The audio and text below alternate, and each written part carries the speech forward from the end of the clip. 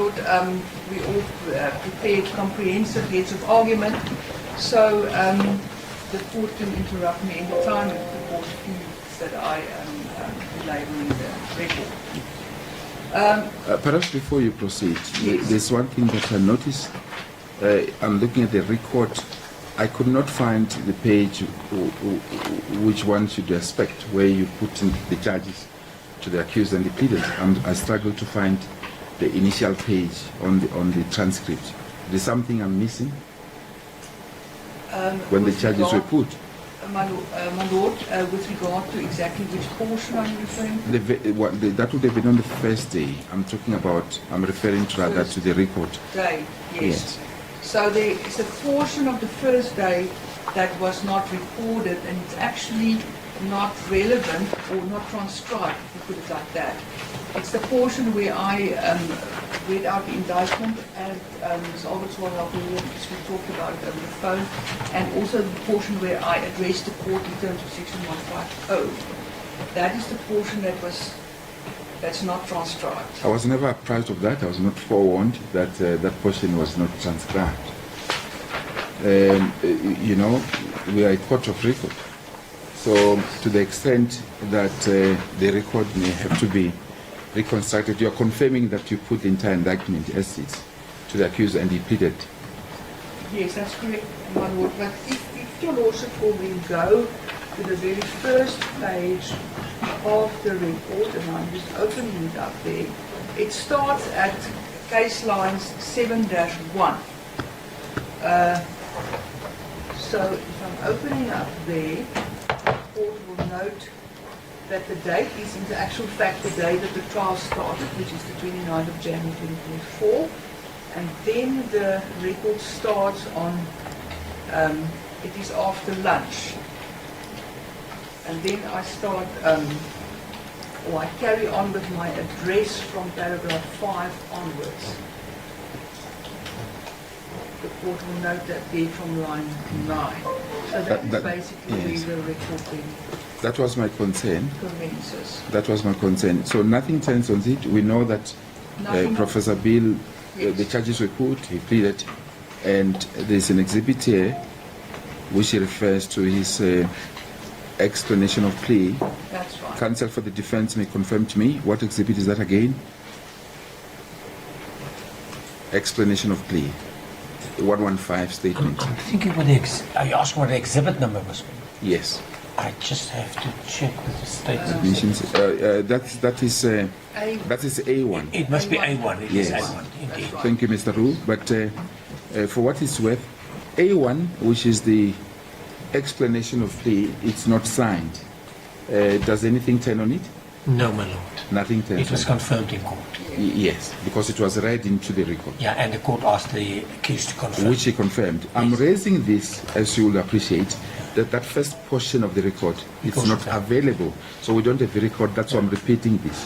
Do you appreciate that, Mr. Appreciate Ru? it, my lord. Thank you very much. Here we are. Unless there's anything else, I would suggest that the state may then proceed. Yes, my Lord. Just a further remark with regard to the record. We have unfortunately encountered some difficulties in the finalization of the record, as your Lordship will be aware of.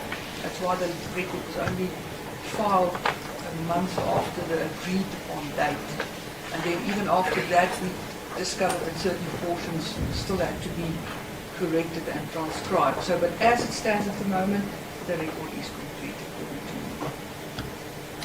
Mr. Ru, is there anything I need to be bothered about? Agreed. Thank you, my lord. All right.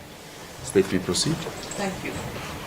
My Lord, let me start off by saying that I don't think there's any doubt in anyone's mind that 3 children in this case should not have died. That is a notion that is echoed by the state's experts, specifically by Professor Lapland, even by Professor Lindgren.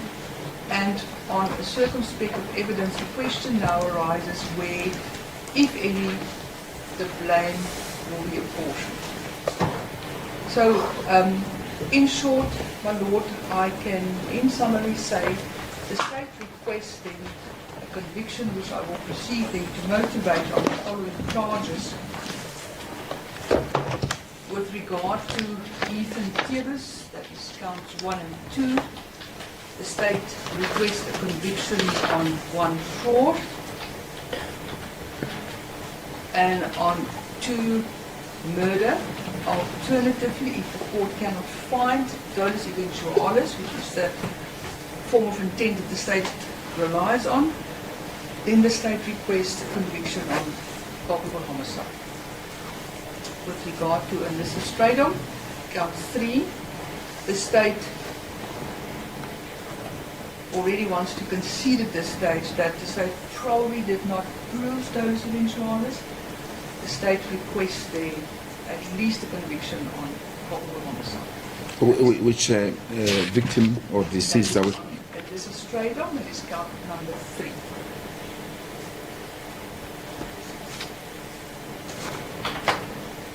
And then with regard to count 4 and 5, fraud, with regard to Zion, and 5, the murder charge, the state requests once more, as in Ethan's case, a conviction on fraud, count 4,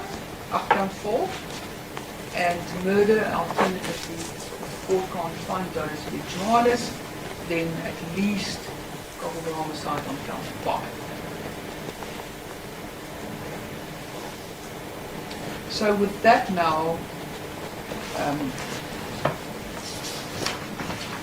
before the court, I would like to start now with a discussion of the evidence on Ethan. Now, my Lord, I and learned assessors, I'm of the opinion that credibility will eventually, with regard to the factual witnesses as well as the expert witnesses, credibility will play an important role for this court to come to a decision which version of events will be acceptable or not. As I've indicated in my heads, that the principles with regard to credibility is quite law, and I did not consider it necessary to address this honourable court on issues that is well established with regard to credibility. With that in mind, I would start off with the evidence of Ms. Deborah Tebus. Now, she painted a picture of a first uncomplicated 18 months of Ethan's life. And the importance of that is, my Lord, simply this. By the way, I'm on page 8-9 of my heads of argument, paragraph 9.6. The importance of that is that in itself rules out Bushwells. Whatever was wrong with Ethan that commenced after the 18 months needed to be further investigated before an operation was decided. And that is the line of argument that the state will follow.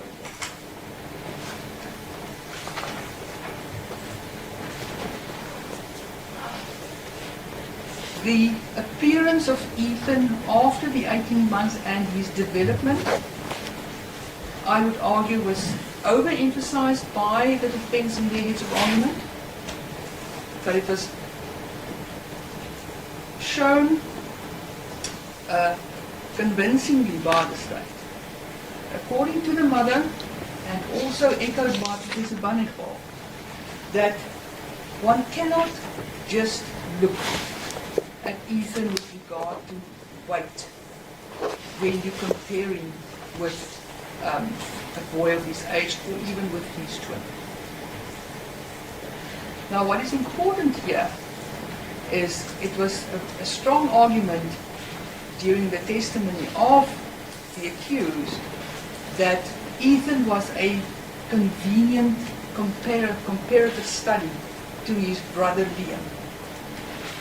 The fact is, my Lord and learned assessors, is that if one were to accept Mrs. Tebus' evidence, the accused barely examined Ethan, and she motivates this in detail.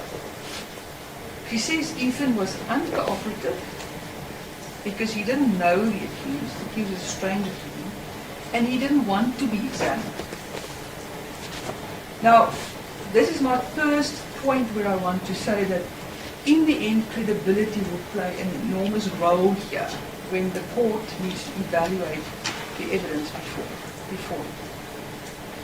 And here I would like to draw the court's attention to page 91, paragraph 91 of the defense heads of argument. And they made this very valid point. But I would want to say that in this particular case, it's not applicable to you. Paragraph 91, they say the following. Just one moment. I want to go to the relevant paragraph, That is please. page, case lines 9-38.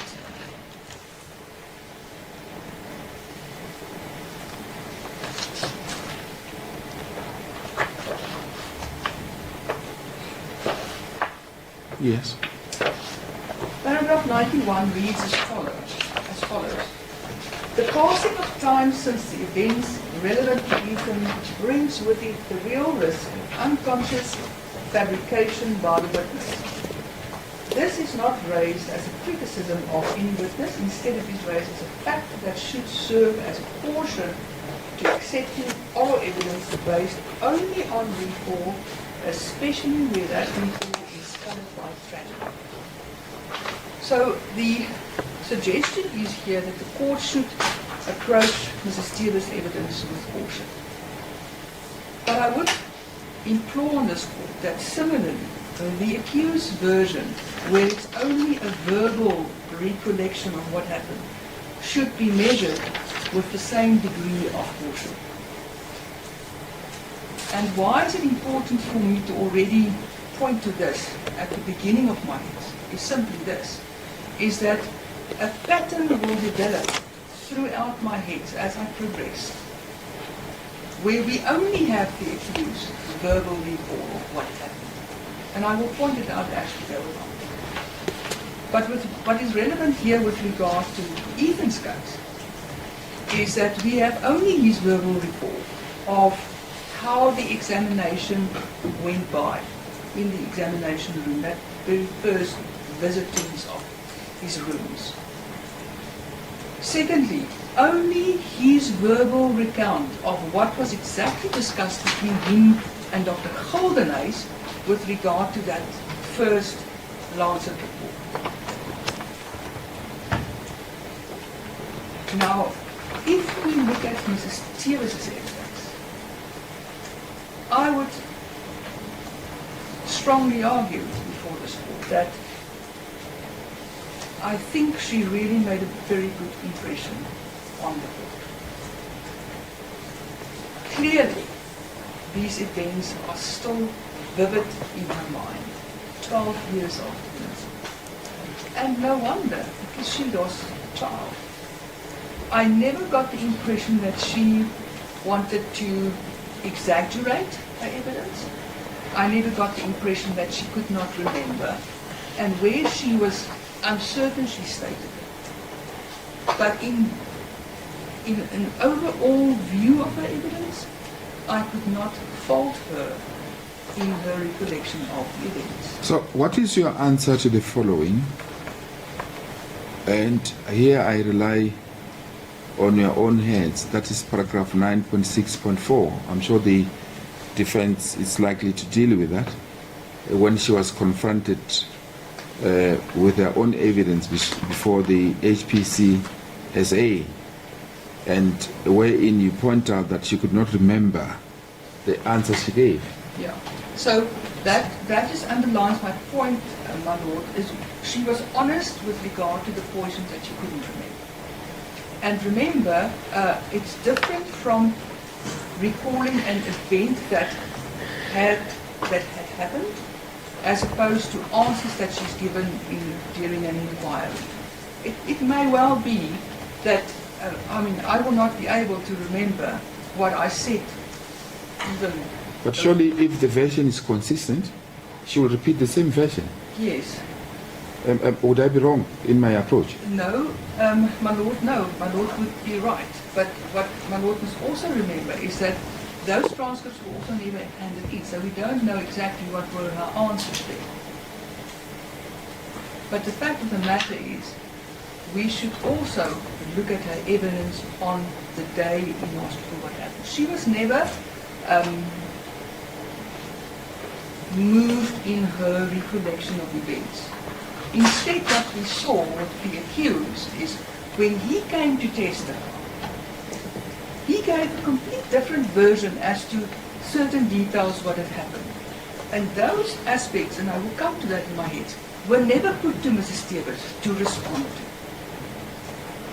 And that's not the only event where the accused would fill in certain detail during his testimony, and this particular detail was not put to a witness in the state's case. I can demonstrate this now by one specific incident that comes to my mind, but it will become clearer later in my heads of argument. Is, for instance, his recollection of the examination of Ethan. Not only that, Mrs. Stevens specifically testified that the last time that she saw the accused before Ethan's operation on the 29th of March was that morning in a rush in the bedroom in the hospital where she was still wanted to shower, and she heard he was there, and then she ran out. She wanted to ask him a whole host of questions, and he said, "I'll come back to you later." She never saw him again. What did the accused come and say? He went come and testified and said, "No, that's not how it happened. I saw the family just before the operation that afternoon before I went into theatre." That is an important aspect that was never put to Mrs. Stevens. And the case law on aspects like that is quite clear. That witnesses should have a fair opportunity to respond to the version of the defense.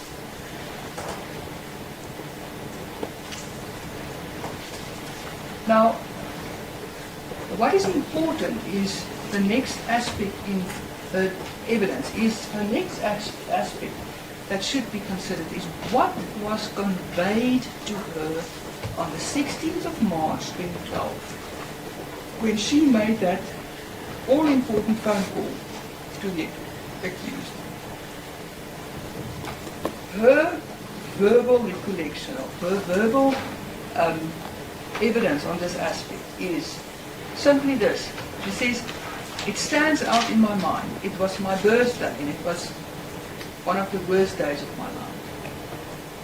And he said to me, it was so clear from early on in the week that he has it. He says, so he's got, yes, he says he has it. And that was the extent of what was explained to her with regard to Ethan's condition. So the point that I want to make here is that she had in her mind that this is a possible diagnosis, hoping that it would not materialize. So for her, Hirschsprung's was a possible diagnosis. So I would argue before you that the accused was aware of that. That was in her mind. So it was so easy for him then to confirm and say, yes, he's got it. He has to go for the operation. Now afterwards, what did Mrs. Stevens say? She says, if only I knew and if only the report was explained to me as was the true position, I would never have consented to this operation. I wanted to explore more options, get a second opinion, and then come to it. So the point that I'm making here is that this is just one example, and this is a trend that we see throughout the evidence, with the other witnesses also. A trend from the accused of a lack of communication, a disregard for his patients and their rights to know. And he would just proceed without realizing the consequence of his decision and the impact that would have on people's lives. So we would argue here that this is exactly where the fraud lies. It was a misrepresentation of the true content of Dr. Guldenhuis's report.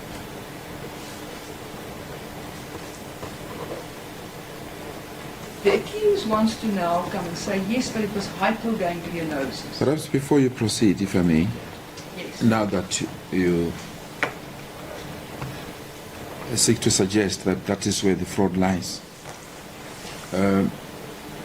this court would have to be satisfied that all the elements of the crime of fraud has been committed. Perhaps we should deal with that.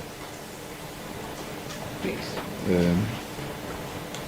He has a version with regard to what led to the operation that followed. Address me in this respect whether the element of fraud would find application. I mean the element of intent, I beg your pardon, Yes. would find application under these circumstances. In a situation where he Yes. says there was a variant that was found, and which then led to the operation that ensued. My Lord, bearing in mind that the expert pathologist at the state court was Dr. Ale, and she ruled out in her examination of the exact same specimens that Guldenhuis and Harrison had the opportunity to examine. Her examination showed that there was no abnormalities found in Guldenhuis's report and definitely in Harrison's report also, even though Harrison referred to a possibility of IND. The point that I want to make is the accused deliberately kept Mrs. Stevens under the impression that her son had Hirschsprungs, whilst he did not have that. And that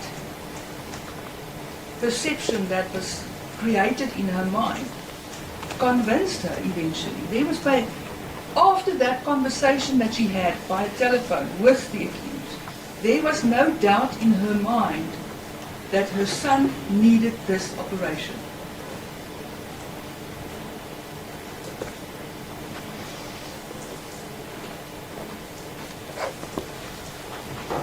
And the prejudice that followed is the tragedy that we're sitting with today. So there's a direct causation between the telephone conversation that the accused had with her on the 16th of March and her decision to subject her son to this operation.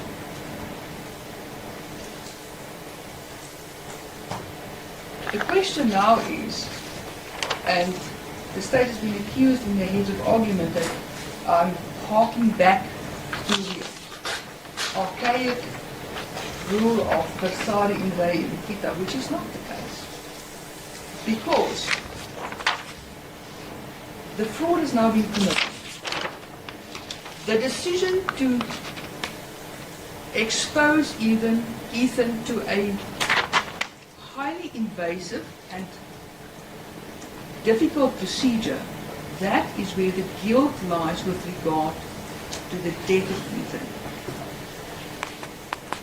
He was exposed to a risk that he should never have been exposed to. It was an unnecessary procedure at the time. Mrs. Stevens made it very clear that if I knew what I know now, I would not have exposed my son. I would never have agreed to this operation. And this is echoed by the Steyn family also, which we will come to.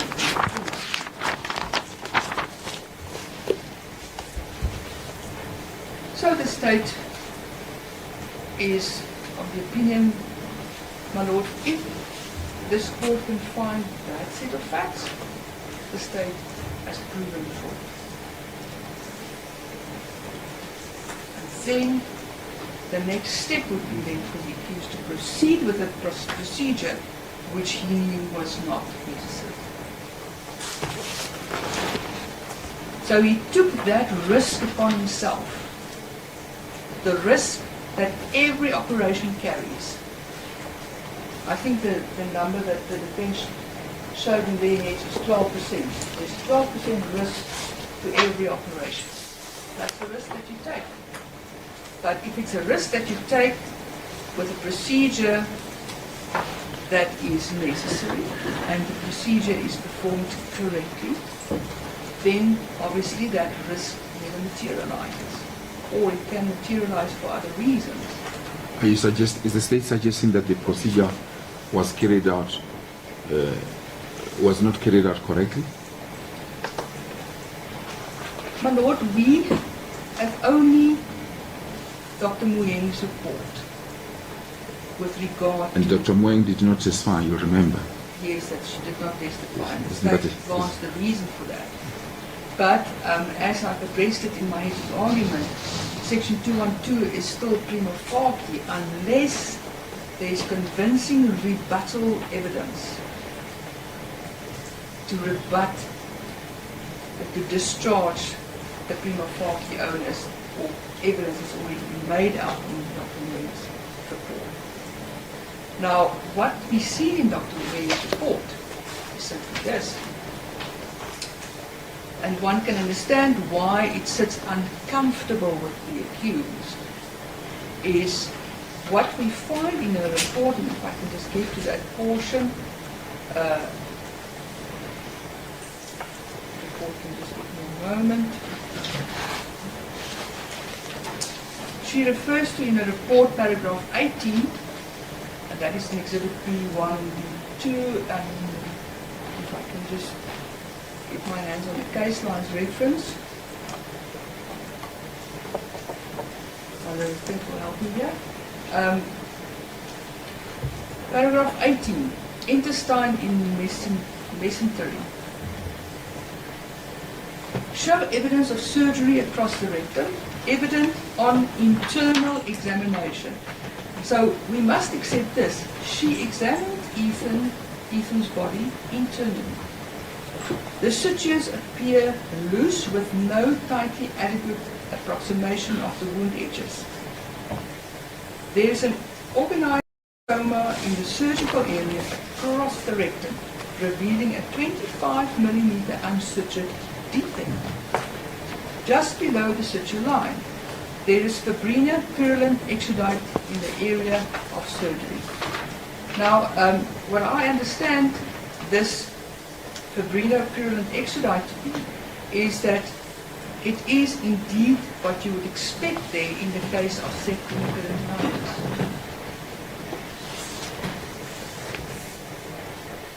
So Ethan started developing sepsis literally from the moment that he left the theatre.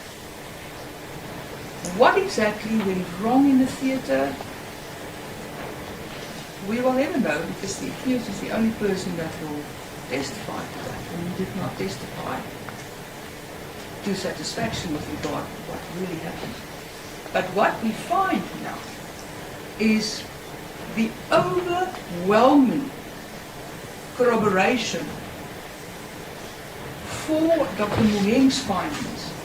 And where do we find that? We find that in the evidence of Dr. Ogle. And we find that in the evidence of Dr. Professor Bannersford. But I want to stand still with regard to in the evidence of Dr. Ogle for a moment.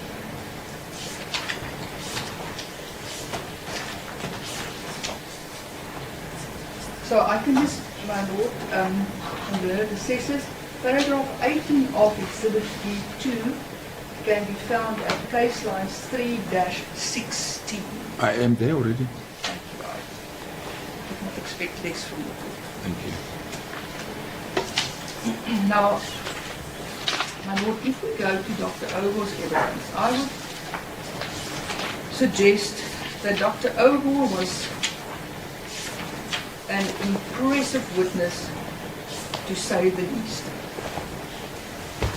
Her report, which she completed shortly after the incident, was extremely detailed. Extremely detailed. And she could convincingly motivate why she said, and she said it more than once, I suspected that something was wrong in the gut, in the peritoneal cavity of this. And that is what Dr. Nguyen found. So why should we reject that in light of the accused speculative evidence that Ethan aspirated? There is simply no evidence that supports that in Dr. Nguyen's report or in Dr. Obor's report. Yes, the defense will come and say, if we look at the chest x-ray, you could already see in an early stage that there was something going on in the lungs. But what is that something? We don't know. We cannot jump to the conclusion that it was necessarily aspiration. The defense based their argument for the aspiration on two aspects. They say firstly, Ethan vomited. And secondly, contrary to the accused's instruction, Ethan was given too much fluid by the mother. Now let's stand still with regard to the vomiting for one moment.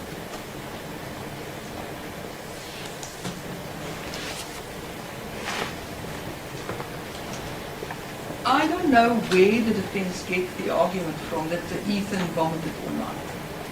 I could only get one entry at 6:30 on the implementation report. And we can just quickly go to that exhibit C.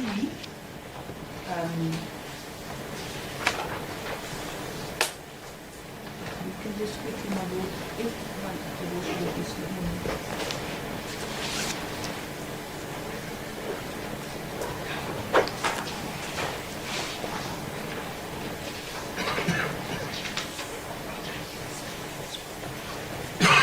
I made a note of it, and I will come back to that point if you can't find it now.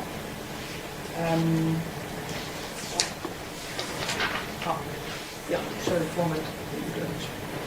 3-50, the first entry there at 18:30, it says nausea. Patient vomit after given medication. On case lines, what page would that be? 3-50. Exhibit C, 3-50.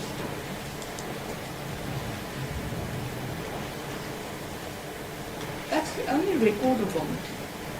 And that was even before there was any indication that the mother was administering sips of water to Ethan. And if we look at Mrs. Tevis' evidence, she said that he was breathing heavily and he could barely suck. He couldn't even suck on his tummy. So she really just kept the bottle with the new bottle with the water against his lips, just as a soothing, and for him to feel a little bit of moisture on his lips and in his mouth. Exactly what was required. That is now despite what the accused informed them. Straight after the operation, they specifically asked him, what can he take? And he said, you can have fluid, without any indication of how much. Now he wants to pin it on the mother, that she's the cause of the aspiration in her child. So I would submit, my lord, that my lord can reject the accused version with regard to aspiration. There is no corroboration to be found anywhere for that.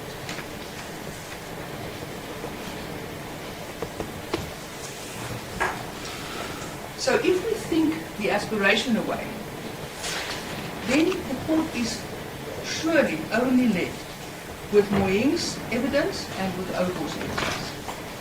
And Banefbal echoed Oval. And he said, I agree with her. There was definitely already severe sepsis early that morning when that full blood count was taken at 5:20. So where does this leave us with regard to Ethan's death? My Lord, I cannot convincingly argue that the hospital personnel should have acted faster. It's a fact, and I'm not going to try and defend that. But the fact of the matter is that Ethan sustained an assault to his system, an injury intraoperatively. And yes, it was poorly managed. And yes, if Professor Beale was the accuser's called earlier, there may have been a better chance for him to be salvaged. The fact is, all of this evidence must be evaluated within the context of a boy that was exposed to an unnecessary procedure. And that is the essence of the statement. The accused took on a risk and he reconciled with that risk.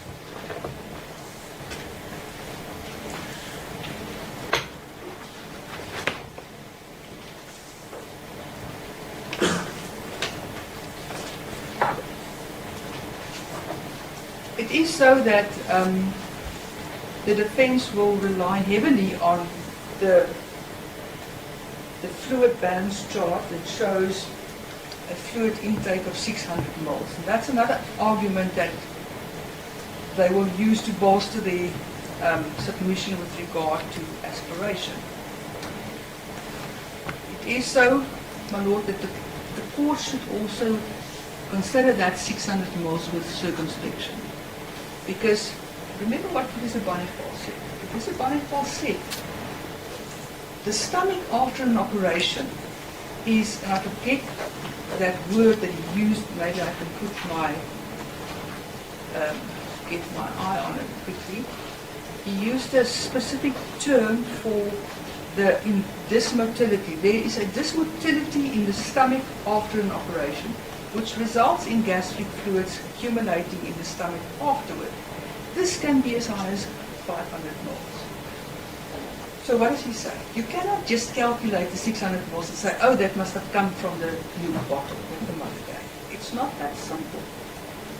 One has to take this also into account. That fluid may have come from another source to accumulate. So one cannot just say, because the mother gave too much fluid, therefore Ethan died. It's a too simplistic approach.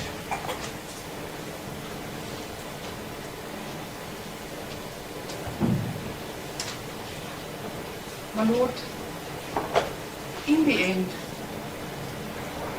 I will stand by my submissions that I made with regard to the state's case. I just want to, in final submissions, come to the accused and then to the expert with regard to Ethan.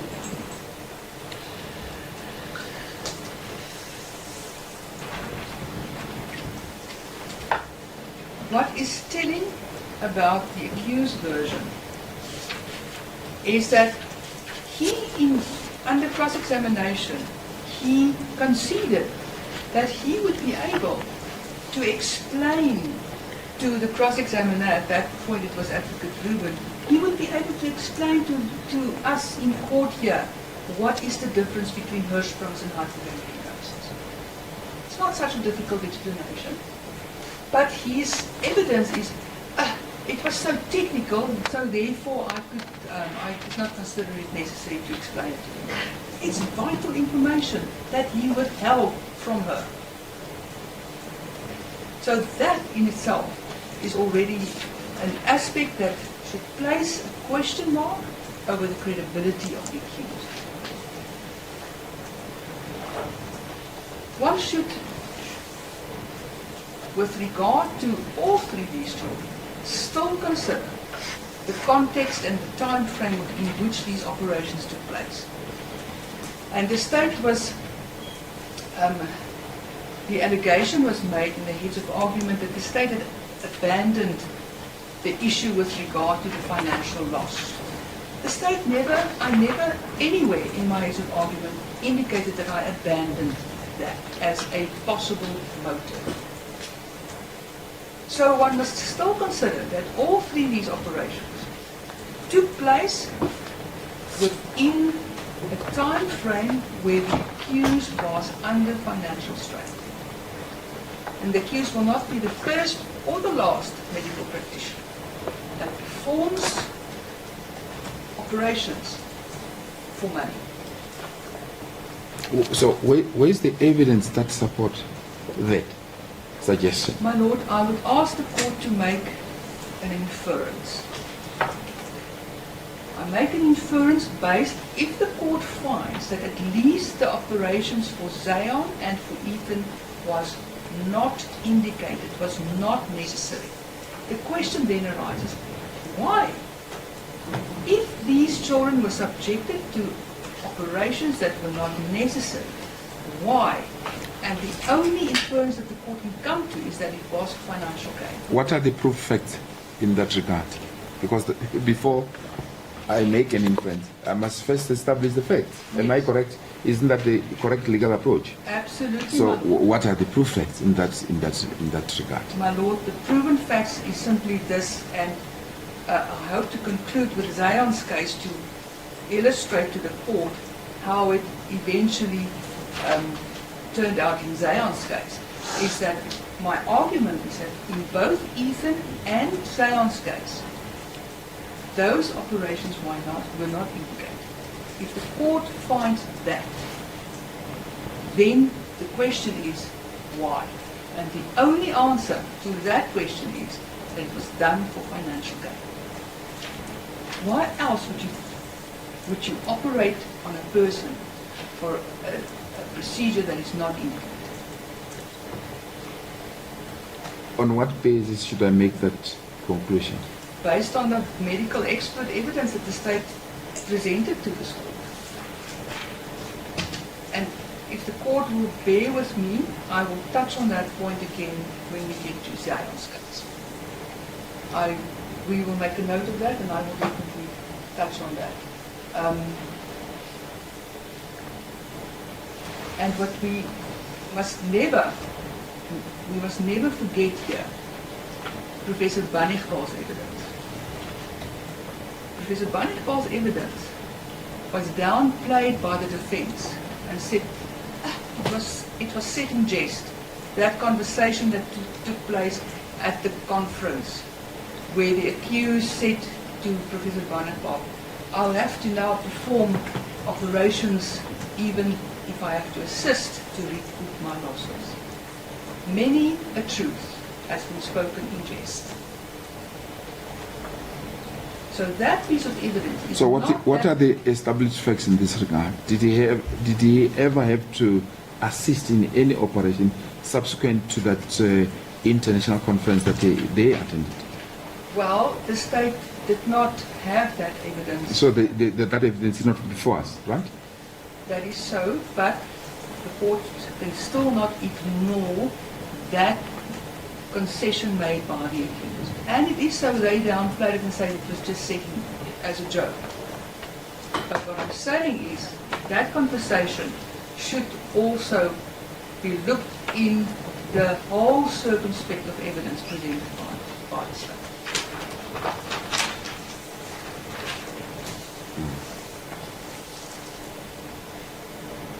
I'm about to adjourn for tea. I think we need the breaks in between. It's necessary that we do. Unless you've got a pressing aspect that you want to bring to attention after tea. Let's take the tea break. We shall adjourn after. We shall resume after tea. For the minutes.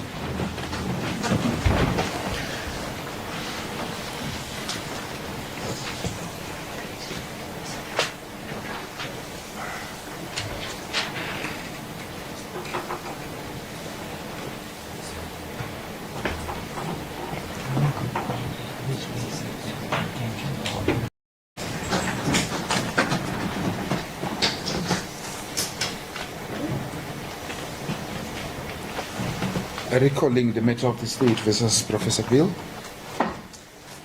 Thank you, my Lord and learned assessors. Before I move on to the case of Steyn, I just need to conclude with a few submissions.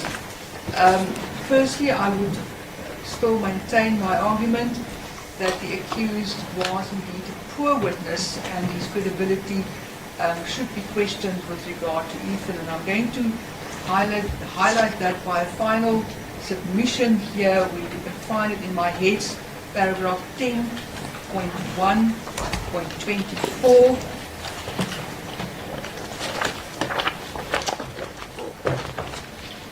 Actually, the one above that, the paragraph just above that, 10.1.23.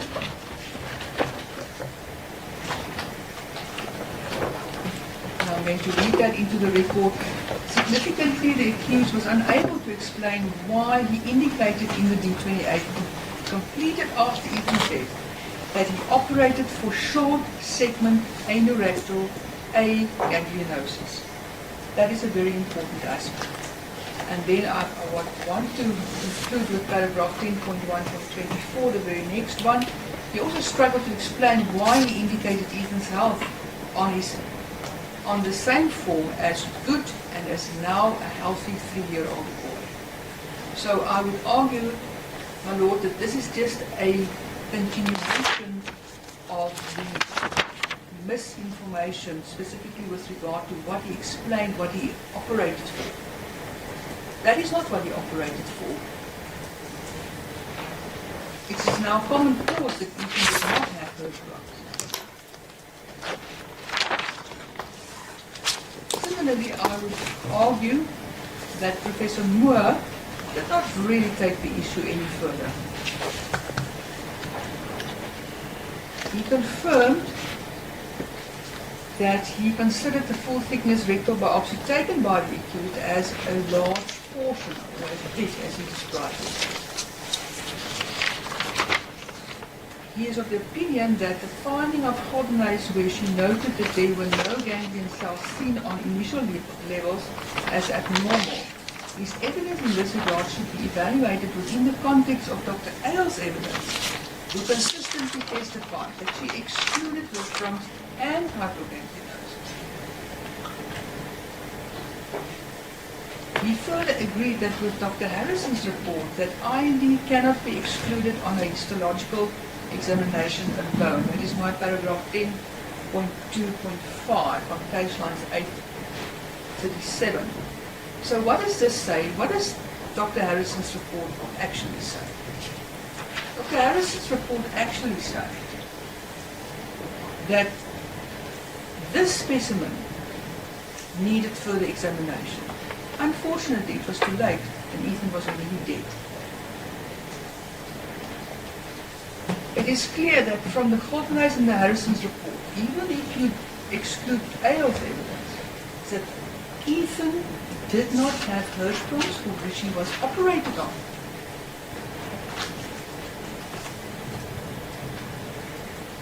And that, my Lord, brings me back to motive. The accused admitted, in terms of Section 220, that he lost money. And remember, his financial woes was not only originated from the Tannenbaum Ponzi scheme, it was also from his divorce, where he admitted that he lost 20 million. Would you describe his financial situation? You say his financial woes, as if he was struggling. Was he struggling financially?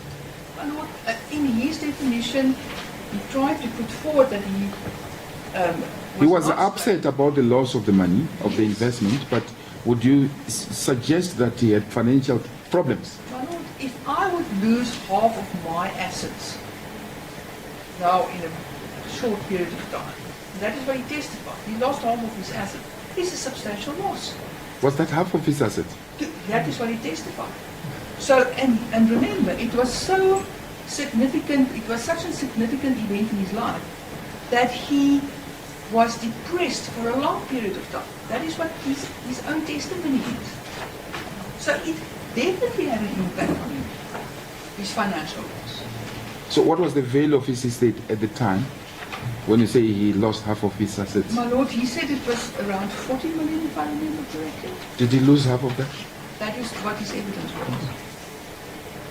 I don't seem to recall that, but I'm sure I'll hear the defense But in he due will course. have his opportunity. I can see he's very anxious to address the court on that. All right. So, my lord, I'm going to ask the court to also consider Professor Moore's evidence with circumspection. Specifically on aspects where he delivered speculative evidence. When he was asked about the remark on the D28 of aganglionosis, anal rectal aganglionosis, he started to speculate about the specimen.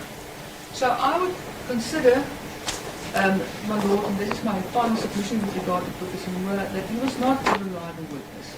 He did not take the matter really any further. I would still, my lord, stand on the point that the consent that was obtained is non-existent in this case. It was in fact coerced consent.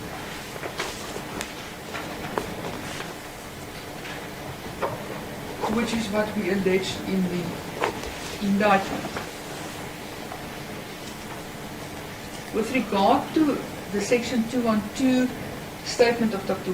Moheng, I just want to leave the court with two decisions which I quoted in my heads, and that can be found on 3-39. Firstly, the ex parte Minister of Justice in Ray Jacobson and Levi, where it was accepted that prima facie evidence in itself, in its usual sense, is used to mean prima facie proof of an issue. The burden of proof which is upon the party giving that evidence. In the absence of further evidence from the other side, the prima facie proof becomes conclusive. And I would submit that there is no objective evidence from the defense side forwarded to rebut Dr. Moheng's. For a moment you lost me there. You made reference, counsel, to the page. What page was that again? My heads, my lord. Yes. 8-39. Okay. Paragraph 11.2.2. That is in the Jacobson case, is that right? That's correct. And then the very next paragraph, 11.2.3 in the Veldhuisen matter, where it says, there it was also found that where the accused was not able to advance anything in rebuttal, but there was additional evidence to support the certificate in that case. So what does this mean? If this court can find corroboration for Dr. Moheng's post-mortem report in the other evidence that the state presented, then that gives this court the ambit to allow the evidence of Dr. Moheng. And there is corroboration to be found in the evidence of Dr. O. That is my submission there. So, my lord, I will ask then that this court will find that there was coerced consent obtained under fraudulent circumstances, that based on that misrepresentation, that withholding of vital information to Mrs. Stevens moved her and her husband to agree to this operation, and that directly gave, or was a consequence to the death with the death of people. I will again return to this aspect when we get to Zaman's matter. With regard to Alyssa's Evidence, my lord, I will start off there. On page 8.42 of my heads, there with the evaluation of the evidence. It is so that in the end, if one would consider the evidence of Mrs. Steyn and the evidence of what the state presented with regard to Professor Loveland, is that the blood loss here was significant. And I think to cap the blood loss at 200 mils is not the correct approach. Like Professor Loveland testified, he specifically said that one should consider that there are swabs that are used that will also suck some blood. So we actually don't know what the exact amount of blood was that was lost. We know at a minimum that it was lost.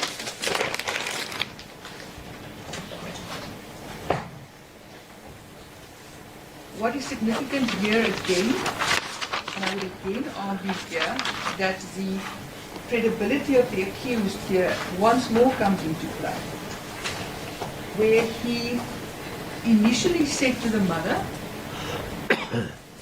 straight after the operation, whilst Alyssa was still in the operating room, in the recovery room, he said to her that Alyssa lost a lot of blood. Now, after the demise of Alyssa, the mother then again confronted him and said, "What did you do to my child?" Then he downplayed the loss of the blood. What does that tell the court? That tells the court that he realized at that stage that the blood loss was significant.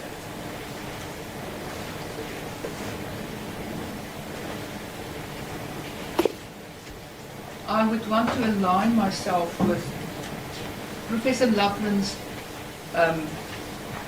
evaluation of the evidence that he had to his exposure. And he says that there was negligence present from both the anaesthetist and the surgeon. We cannot get away from that.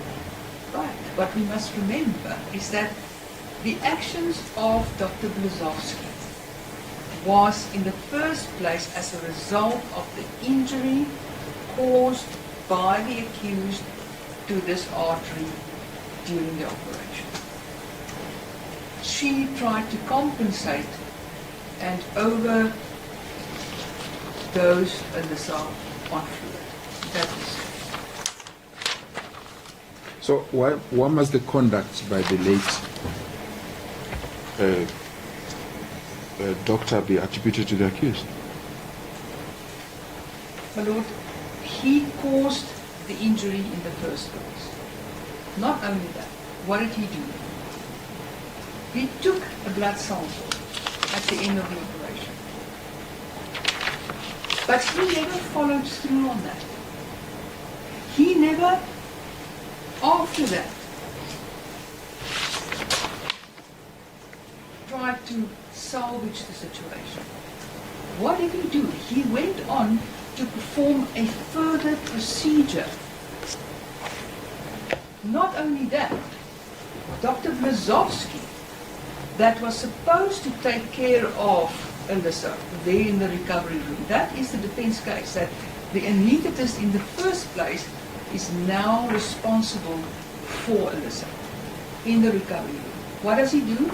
He engages Dr. Blazowski in a further procedure after the operation. So what we're sitting now is, apart from the disaster that's busy developing in the recovery room, he now expects of Dr. Blazowski to divide her attention between a procedure that's happening here, as well as the fact that she is called on his own version several times.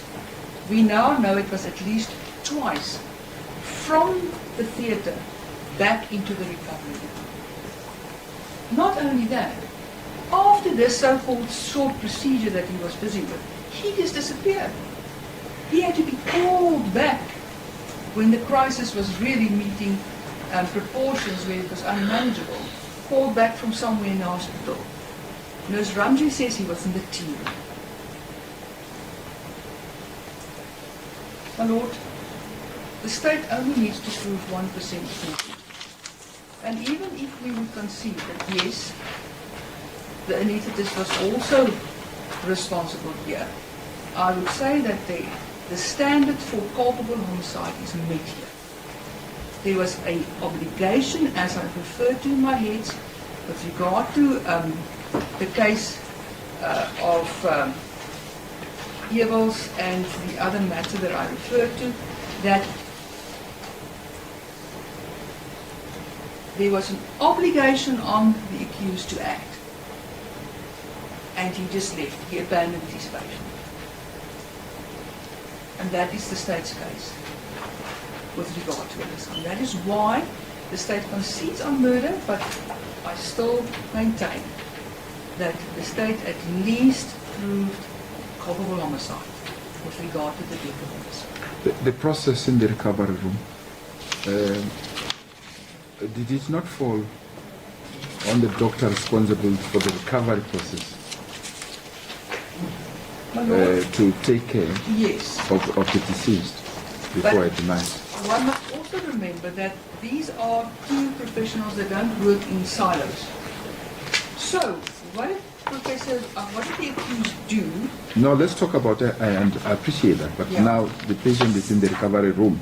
Yes. Whose responsibility was she in the recovery She process? was, well, basically the anaesthetist was one I of see. them.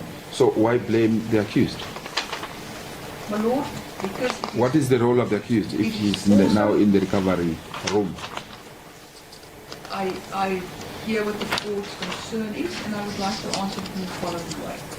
I would say that it is not a black and white simplistic approach that one can have in this regard.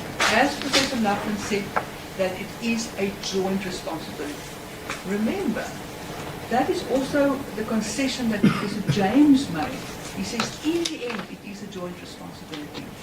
And where did the accused took on the responsibility? When he realized, towards the end of the procedure, that Dr. Blazowski did not take the hemoglobin or drew blood for a hemoglobin test as he requested her, what did he do? He did it himself.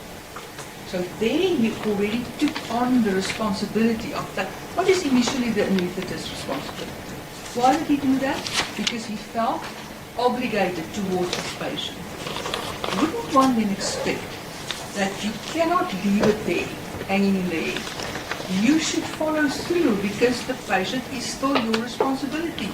You're the one that brought her to the theatre. And that is the point that Professor Laughlin made continuously. That yes, each one has its own role, but at some stage there is overlap. And some stage, he himself said, Professor Laughlin said, sometimes he would assist the anaesthetist in certain aspects, and sometimes the anaesthetist would assist him. So there is an enormous amount of overlap in the responsibilities in taking care of a patient and taking that patient to a point to recovery and to the best outcome for the patient. So the point that the state can make, and we can really not take it any further than this, we say that the accused's responsibility did not stop there. It actually continued. Now we know the child is in the recovery room.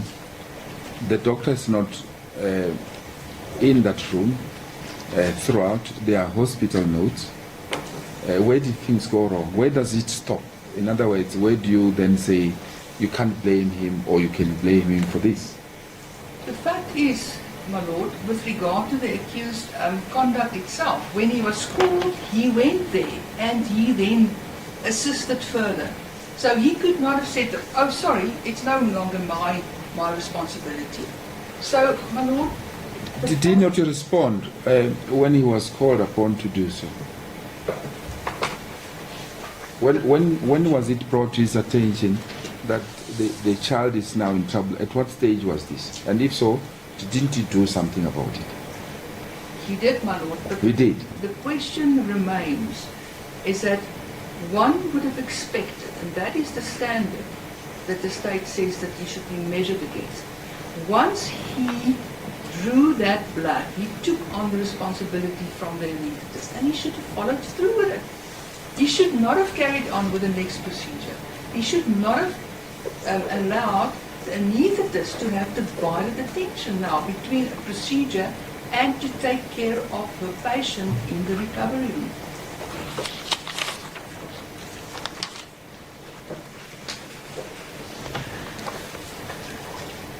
Anything else?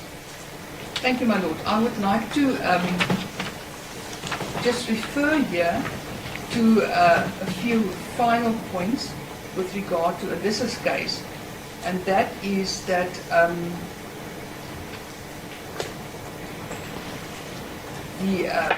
the case law that I referred to, and the fact that Professor James, in the end, here also conceded that Alyssa could probably have been salvaged.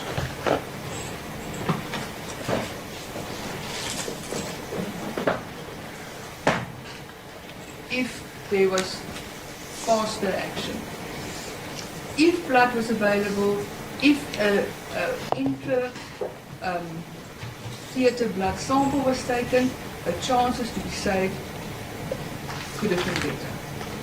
So, my lord, in my final submissions, I've referred the court there to negligence, and I would just like to, in this regard, make a general remark with regard to the heads of argument from the defence, where they indicated that the criminalisation of doctors and the standard against which doctors should be measured, that they should be measured against a different standard as us mere mortals. The fact of the matter is, my lord, and if I can just get to that portion in the heads where they actually touched on that,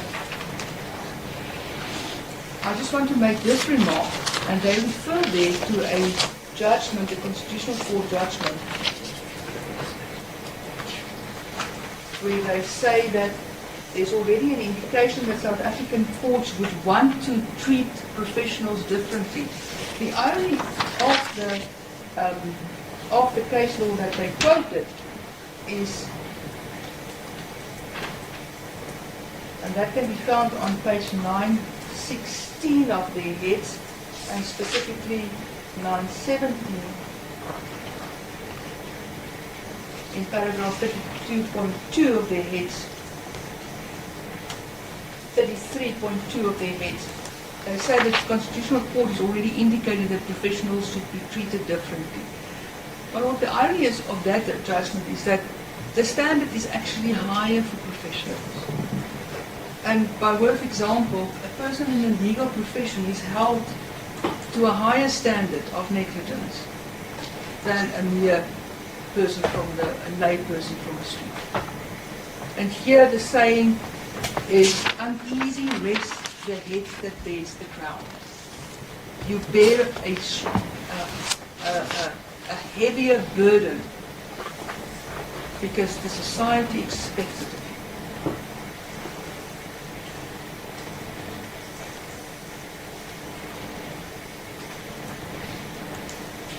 My lord, if there's nothing else on Alyssa's case, I can move on to Zion's case. My lord, we have traversed the facts of this case extensively, and it is extensively also detailed in my heads of argument. So the question arises here, which I would want to address the court on, is firstly again, as in Ethan's case, we have to establish here what was Zion's condition and how was it diagnosed. How does Dr. Ray's report come into play here? How was it conveyed to the family, Mrs. Valley and Mr. Sayed? How that influenced their decision, and this is where we say that the fraud lies. and then what transpired at the hospital after the operation on the 11th of October. Together herewith, the court can consider the post-mortem report and the histology and medical legal reports by Dr. Sturgeon. Also, what's not in dispute, actually common cause, is the telephone conversation that was recorded by Mrs. Bunny with regard to what was said between them after the death of Ethan.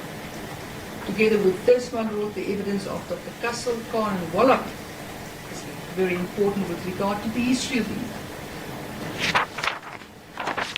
And then we need to look at the expert opinions of Professor Rutland and Vallejo. So, my lord, I just want to make one correction there that I picked up. Actually, more than one. If the court can turn to page 8-64. Is that off your head? Of my head, my lord. Firstly, there at the top, Exhibit K. I see I didn't include the case lines reference there. It's case lines reference 3-532 to 3-544.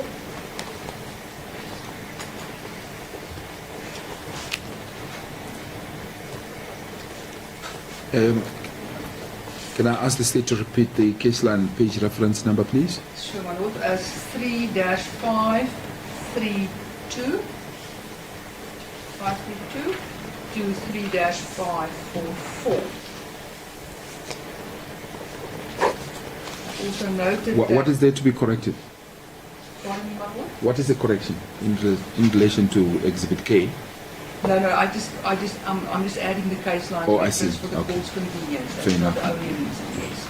So, and similarly with Professor at the bottom of 8-65, I've added the case line's reference there as 7-2897 to 7-2952. Now, and on page 866. Not so fast, please. One moment. Let me have the case line reference number in relation to Professor Kutsie. Kutsie is 7-2897 to 7-2952.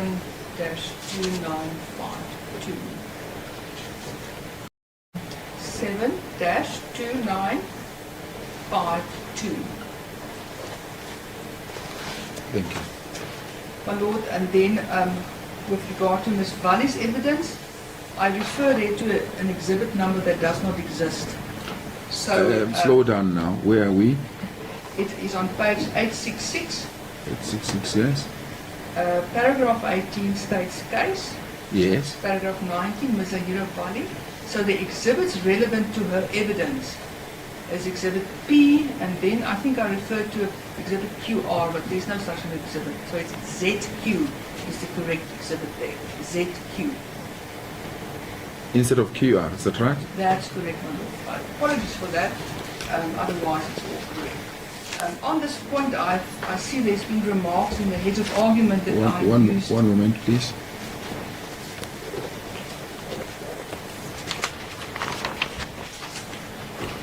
There's been remarks in the heads. One moment, please.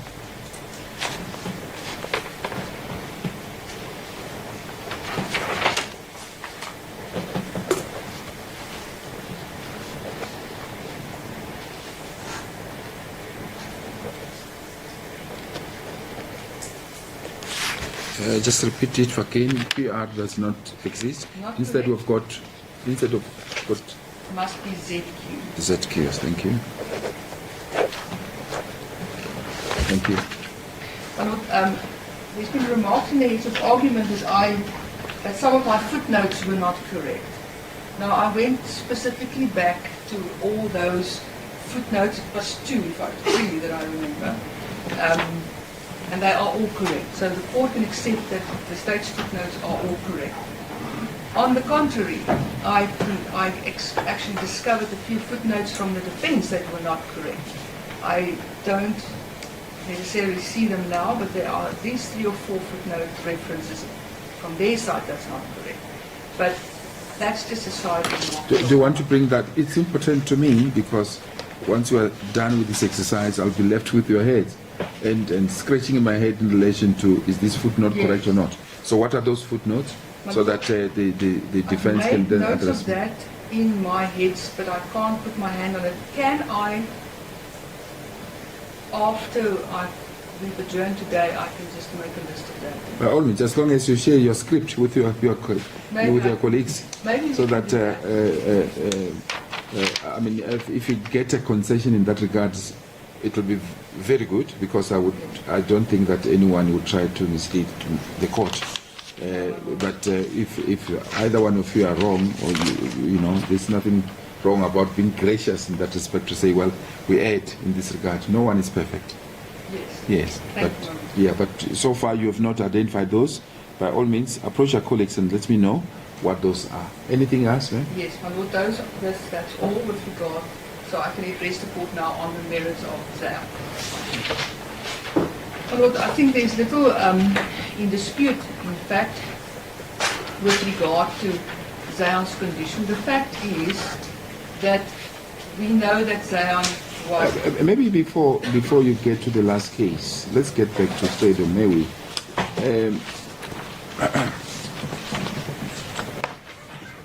There's this aspect about the underlying condition. Yes. The underlying condition, the myocarditis. Yes. Do you want to address me in that regard? Yes, my lord. What value must I attach to? Must we attach to that? Yes. My lord, so it is so that both Alyssa and Zion suffered from myocarditis. Which was not detected, which was not known at the time. It was not known at the Yes. time. What we should consider here is that the evidence of Professor Loveland and also Professor James, they said that not every person that suffers from myocarditis will necessarily die under an operation. You get degrees of myocarditis. In Alyssa's case, it is so that it placed stress on an already compromised situation. So it could be a contributing factor, but it is not the ultimate factor that caused the death. She died of blood loss, and that was the cause of her death. I'm relying there on Professor Loveland's evidence. And the post-mortem finding? My lord, In her case, yes, that is there no in the reference case to with myocarditis? Dr. Nell's post-mortem finding. Yes. My lord, the fact of the matter is that I would argue that Professor Loveland's evidence there is well motivated why he disagrees with Dr. Nell. He says that she's in the first place not best placed to make an assertion given the fact that she found that there was no blood in the peritoneal cavity, for instance. He questions that finding. He further questions her finding with regard to the artery that she alleged was originating from the liver. So her finding is not without criticism. So I would ask the court to evaluate her evidence with circumspect. In that sense, the difference between her 2-on-2 evidence and that of Mdntv is the fact that the state presented expert evidence to indicate that Dr. Nell and her findings cannot be blindly accepted, not in light of Professor Loveland's evidence.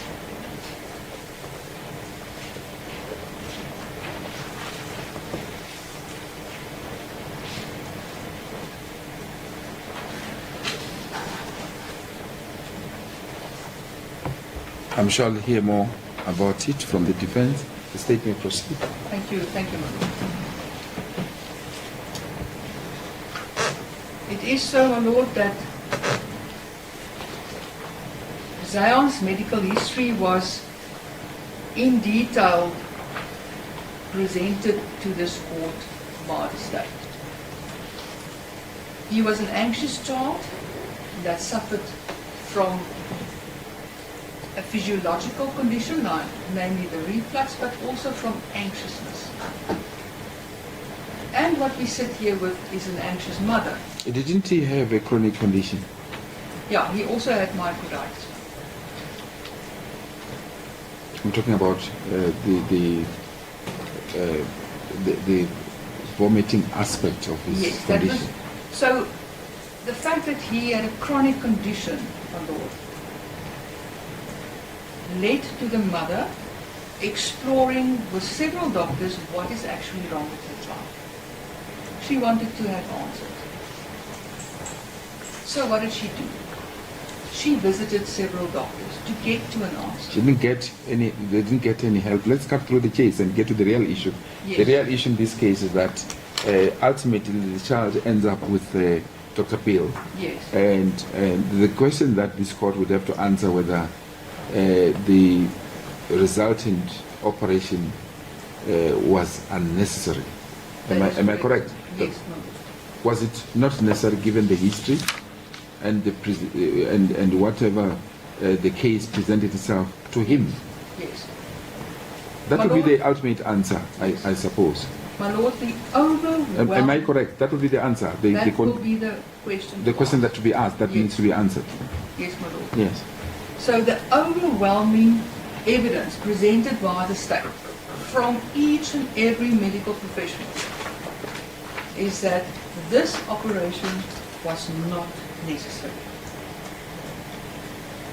And if one considers then the report from Dr. Ray that he did not have intestinal metaplasia, even more so, this operation was not needed. But is it not so that some of the experts considered that some other doctor might prefer, given the findings that one made, to exercise a discretion whether to operate or not? Was that concession not made? The only person that made that concession was Professor Bunny. But the state still... And you are relying on Banival. You are saying I must rely on him to convict. As I've said in my heads of argument, Professor Bannegal made certain concessions in both the case of Ethan and of Zaya. But that does not mean that the court must reject everything in his evidence. Where there is corroboration for his opinion, the court can safely rely on what he presented to the court. What I would want the court to do is, I want the court to consider the independent evidence of Dr. Loveland, Dr. Waller, and Dr. Kassel, who all said that Zion was too young to have this operation. And if they had the advantage of the Lancet report before the operation, they would have most certainly advised against this operation. The facts of this case is simply this. These parents were moved to agree to this operation based on the accused information that he conveyed to them that their child has intestinal metaplasia. That is the core that moved them to agree to this operation. And remember, Not so fast. Yes. Is it not so that the mother had suggested to Dr. Beale that the child was vomiting blood? Isn't that where we should start? Yes, but And if the history is that the child is vomiting blood, as per Mrs. Valley, did it not warrant a further investigation and ruling out whatever that needed to be ruled out for him, and then he, on his version at least, exercised what he thought was necessary, a discretion to operate? Can he be faulted for that? my lord, Given the history that this child from the age of what, is it 3 years? yeah, Yes, was suffering from a particular condition. The history has been given by the various doctors. Can he be faulted for him to then say, let's save the child, this is the way to go? my lord, The first hurdle that this court needs to get over is the Lancet report. The Lancet report that is in actual fact a normal report, despite arguments from the accused side that it's an abnormal report. That report should have been the key for the decision to have the operation or not. And in the end, the accused, when he received that report, advised parents contrary to what was contained in the report. And that is what the state says. That is where the fraud lies. If we go to Dr. Khan's evidence, even just Dr. Khan's evidence, everyone here said, but how do you misread a report? So the court needs to establish, is the court going to believe the accused version that he said that he misread a report? He is a well-experienced physician, world-renowned. He has seen hundreds of reports in his life. Under cross-examination, he conceded, yes, I've seen them all. The format has not changed. How do you misread a condition that is indicated in the report in capital letters more than once? There are no signs of intestinal metaplasia. There is no precancerous condition here. He has got mild esophagitis. What did Dr. Wallach say? Give him a conservative treatment for 4 months. That is confirmed by Professor Loveland. They all said conservative treatment is advisable. If the court finds that the accused did not merely misread this report, he fully knew what was the content of that report when he spoke to the parents, it means that he blatantly committed fraud. On what basis can I say he did not misread the report, if he says he did?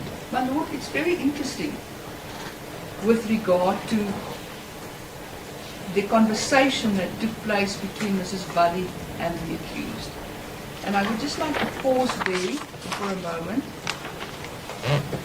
where he says, the court can just give me a moment, I got it somewhere.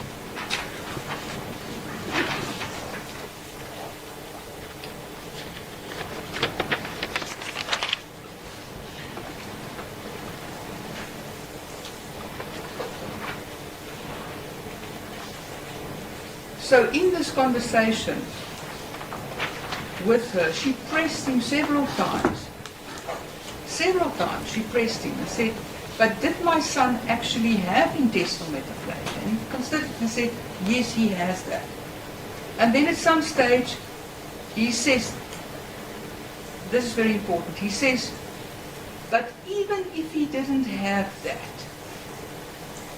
he would still need the operation. Now my question is, why on earth would the accused make such a remark at that particular time? Why would he make such a remark? Come on. He saw the report, he's convinced that the child has intestinal metaplasia. Why make this remark? Further to this, a further question mark over his credibility on this particular point is that he never, up to today, answered the question from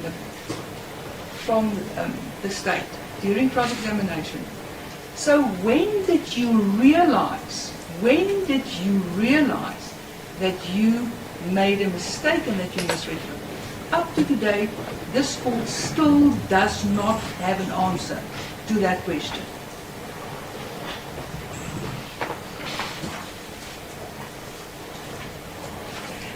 My Lord, I would once more submit that the accused was really a very unsatisfactory witness on all aspects that relates to this misreading of the report.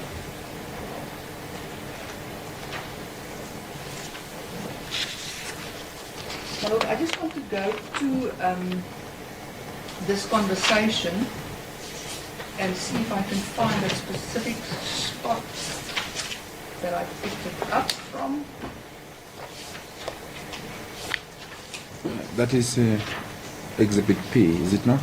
It's Exhibit P, that's correct, yes.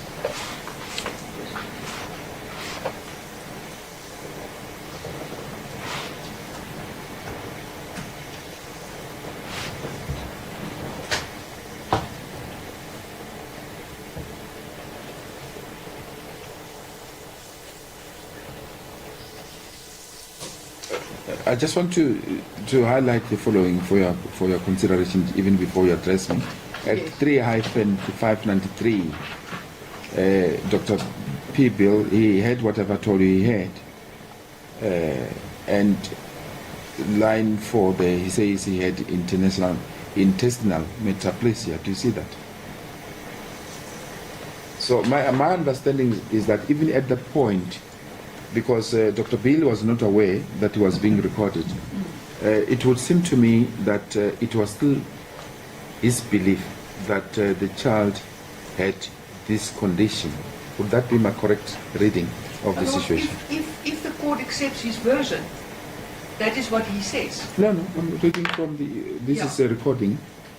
This is But, a recorder. He obviously had to insist that he was right in his interpretation of the Lancet report. So, but if my lordship will go to still there, 3-593, just further down, line 1, 2, 3, 4, 5, 6, Dr. Beale, even without that, he had every indication to have the procedure, and obviously all I wanted to do was cure the problem for him and for you. So now he sort of changes his version and say, but even if he didn't have that, it was still necessary for him to have the operation. Is he changing his version? My lord, he is keeping a back door open for himself here.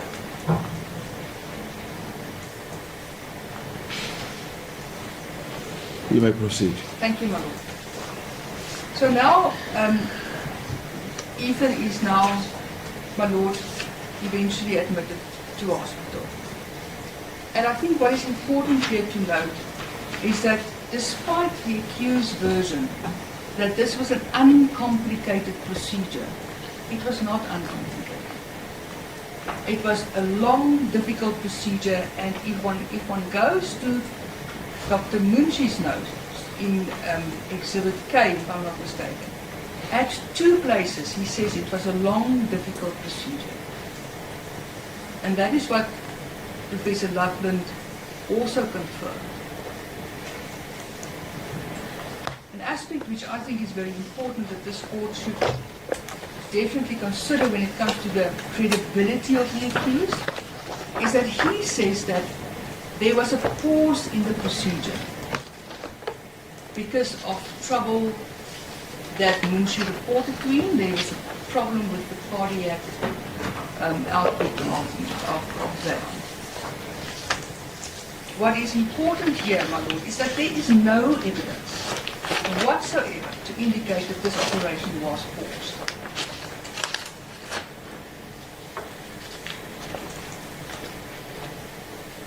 The closest that we get to is a note that the accused made in the D28, where he stated that there was a transient period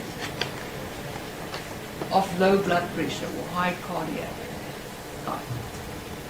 But that is no indication that the procedure was in fact paused in any way. If the court would find that this is unreliable evidence, it means that the accused is simply lying on this one. He's lying to this court.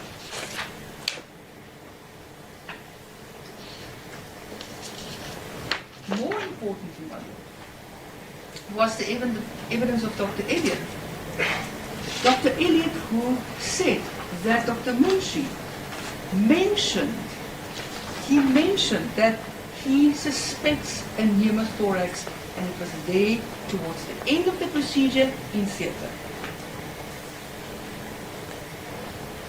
Now, what is important of this piece of evidence of Dr. Elliott?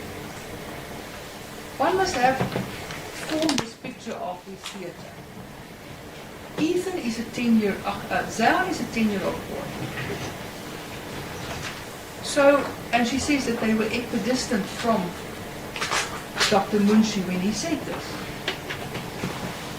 So they are on opposite sides, she and the accused, and they are at the same distance where Dr. Munshi is now busy with Ethan, with Zion. She said that she clearly heard that he said he suspected the pneumothorax.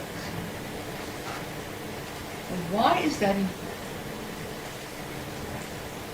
It further corroborates Ms. Valley and Mr. Fayet's evidence, where they say that when Zion was pushed into the recovery room, and while the accused was talking to them about the operation, Dr. Munshi came up to them and said he suspected a tension pneumothorax. There is no reason for this court to reject that evidence.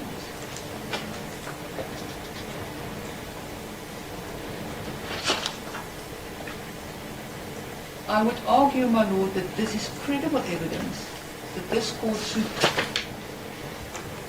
base its finding on in favor of the state. The accused denies this.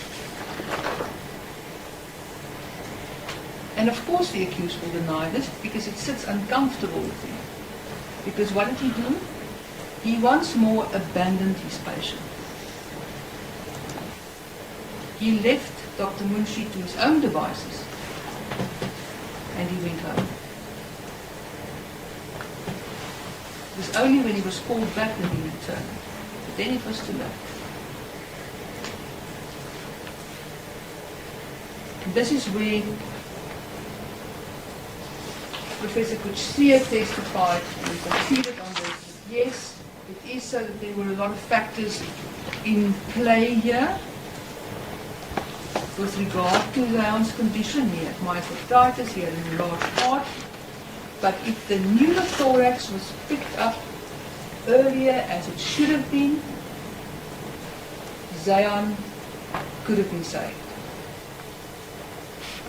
Professor Kutsia was confronted with the opinion of Professor Lindgren and Professor Lappen, who said Zion should not have died. And I want to emphasize this because that evidence is also before your Lordship, that not every patient that suffers from myocarditis will die under an operation. So, my Lord, my argument with regard to Zion is the following, and that is that even if the court were to accept that the accused misread this report, if the court accepts his word that he misread it,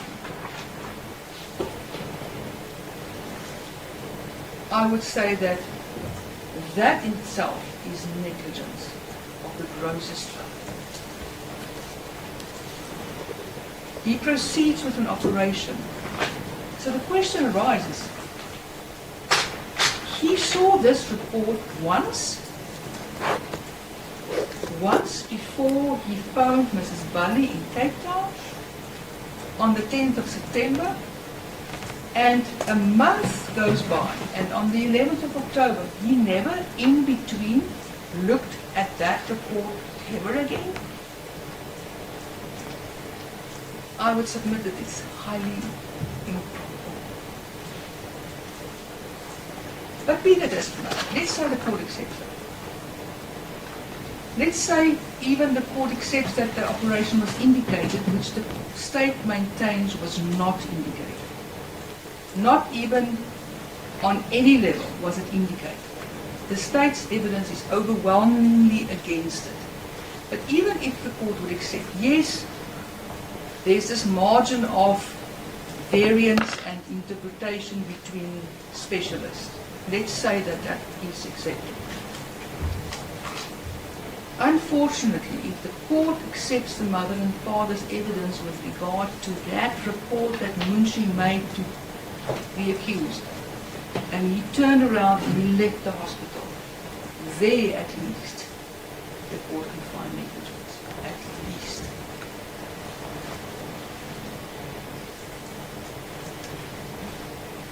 My Lord, I could carry on and still touch on aspects in my heads of argument, but I will keep my options open to address the court on issues that may still be necessary after my learned friends have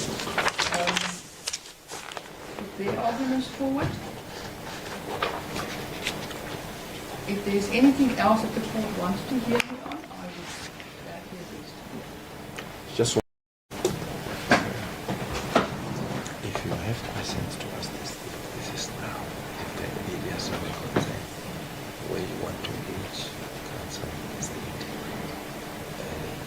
you are free to do so. Do you have questions? No, I don't. Are you sure? No, I'm not absolutely sure. I don't believe I have any questions. But then, do you have something that's bothering you? Do you think I need to engage this third party? I think the controversy is we've known about it. Yes. And I think there is still others that there's an additional thing about.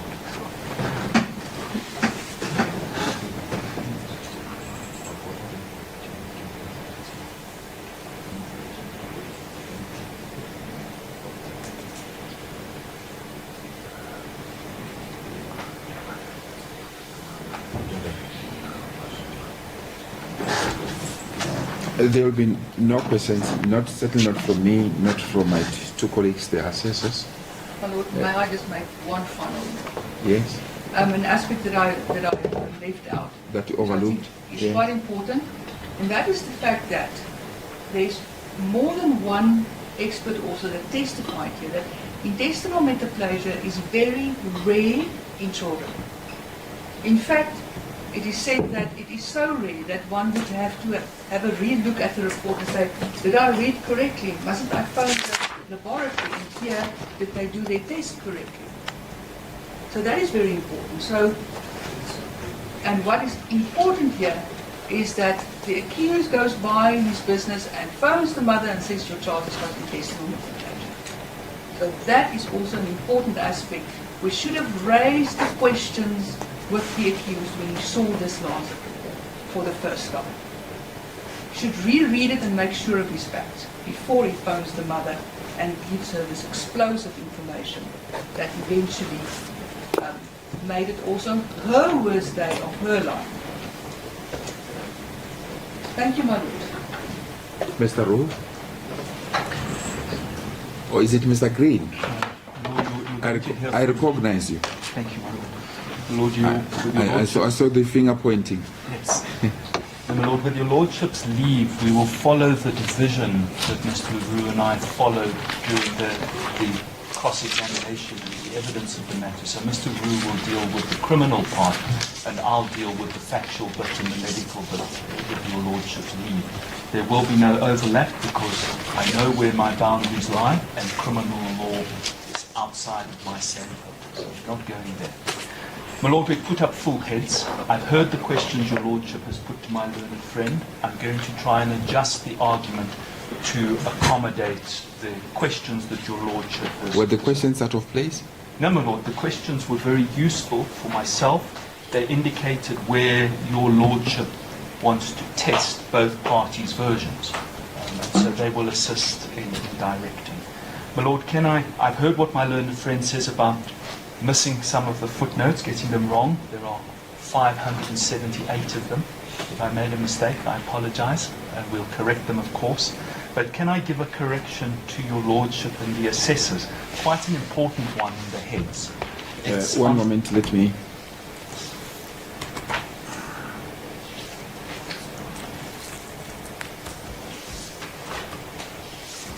If a computer is inactive for some time, it tends to close off. Yes, where are we? Yes, my lord. The last page of the head, so it's 9-188 case lines. 1 minute. Is that your heads? It's the heads, my lord, yes.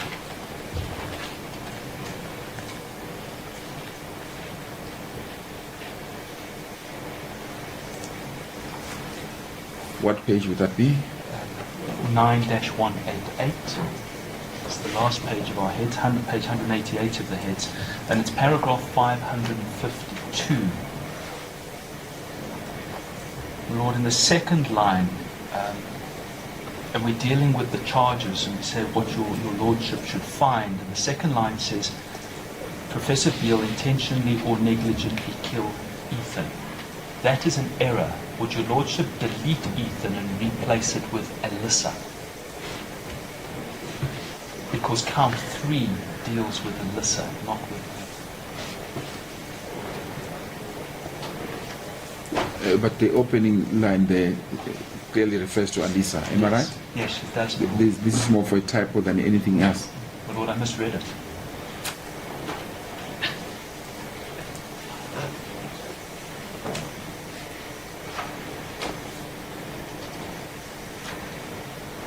Lord, and then in the next paragraph there is the same error in 553 in the second line. The first line refers to Zayan, but the second line refers to Ethan. Would your lordship delete Ethan in the second line and replace it with Zayan? Are you suggesting you misread it? Yes, my lord. But I thought you typed it. Yes. You prepared it. My lord, it was typed. I read it. Mr. Rue read it. My attorneys read it. But my lord, my notice here, we give your lordship the assurance that we did not intentionally misrepresent it. We innocently misread it. No, you prepared the head, so obviously it's more of a typo than misreading it. Yes. Am I correct? Lord, in the proofreading, I misread it. That I have to give up.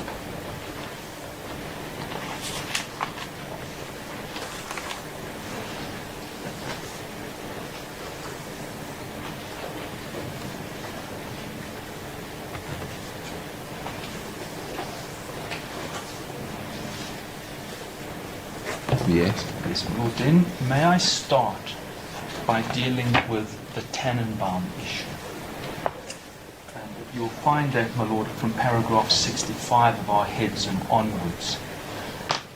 The Tannenbaum issue and Professor Beale's financial embarrassment underpins the whole of the state's case.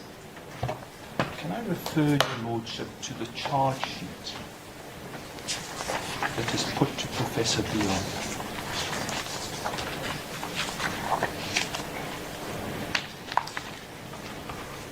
And where the state deals with the summary of substantial facts, in paragraph 2 they say the accused in the 2000s participated in an investment scheme wherein he suffered a substantial financial loss. Due to this loss, the accused recklessly and fraudulently undertook unnecessary pediatric surgeries to re-establish his financial position. That's the introductory part to the substantial facts.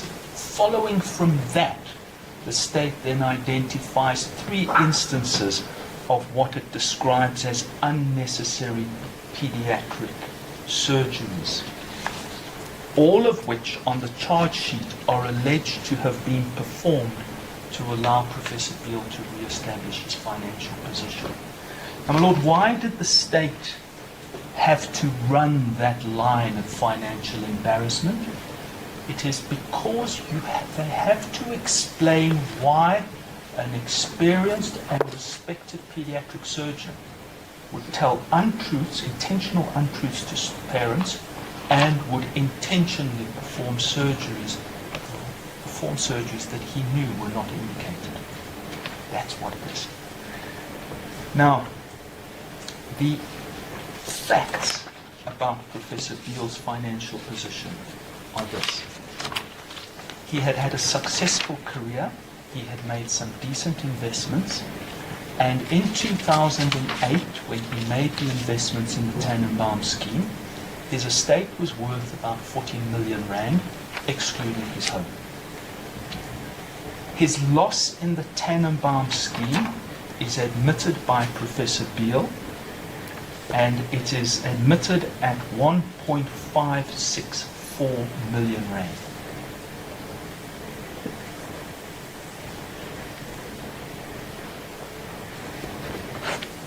So he did not lose half of his estate. He lost 1.5 million rand. Well, I had flagged it in my engagement with the state. I'm sure you'll recall. I do. Yes, because to the best of my recollection, the evidence was not such a nature that he lost half of his estate.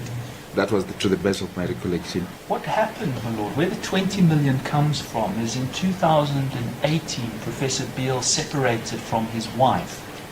There was then a period where they spoke about getting back together. It did not come to pass. And in 2020, they were divorced. And at that stage, his wife received half of the estate. That's where the 20 million rand comes from. Now, the timing is important because he only gets divorced after the last surgery, which is Zayan surgery. And the evidence is from 2018 until the divorce, there was discussions about reconciling. So, yes, I suppose once one has separated, it's fair to say the prospect of a division of the estate is more real than it was, but it hadn't yet happened. Then you have the Banigbal conversation, which happens at the conference in 2009. Professor Banigbal records it in a statement which is prompted out of him by the state, and that statement is in October 2023, so 14 years later. My Lord, and your Lordship will recall it was put to Professor Banigbal that it's just, the phrase was so far out there to suggest that Professor Beale, who's the head of the pediatric department, is now going to act as the assistant. That it's clearly not something that is seriously said. We say that that is the correct context in which that conversation took place, and your Lordship should, we submit, add to it Professor Beale's financial position. He was worth 40 million rand at the time. My question to you at this point, Mr. Green, is the following. Did he, at any point thereafter, after this international conference, had to act as an assistant to any other professional? There is no evidence of that. None. So now, my Lord, you've got Professor Beale, who is, by most people's standards, a wealthy man, and your Lordship and the assessors are now asked by the state to find that he lies to parents about the condition that their children have so that he can make a couple of thousand rand out of performing an operation. That's a most improbable thing. And add to that starting point, my Lord, what your Lordship has raised with my learned friend, the question of judgment amongst doctors. Right-minded doctors will differ. It does not mean that either one of them is right or wrong. They take the facts, they assess them.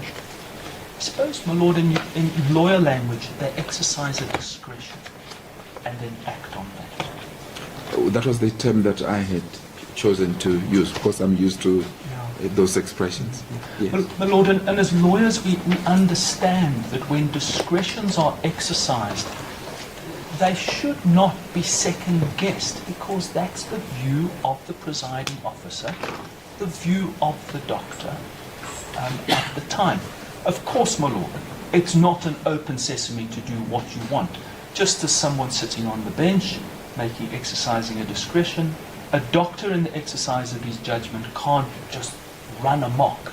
It's got to be a rational decision that is made.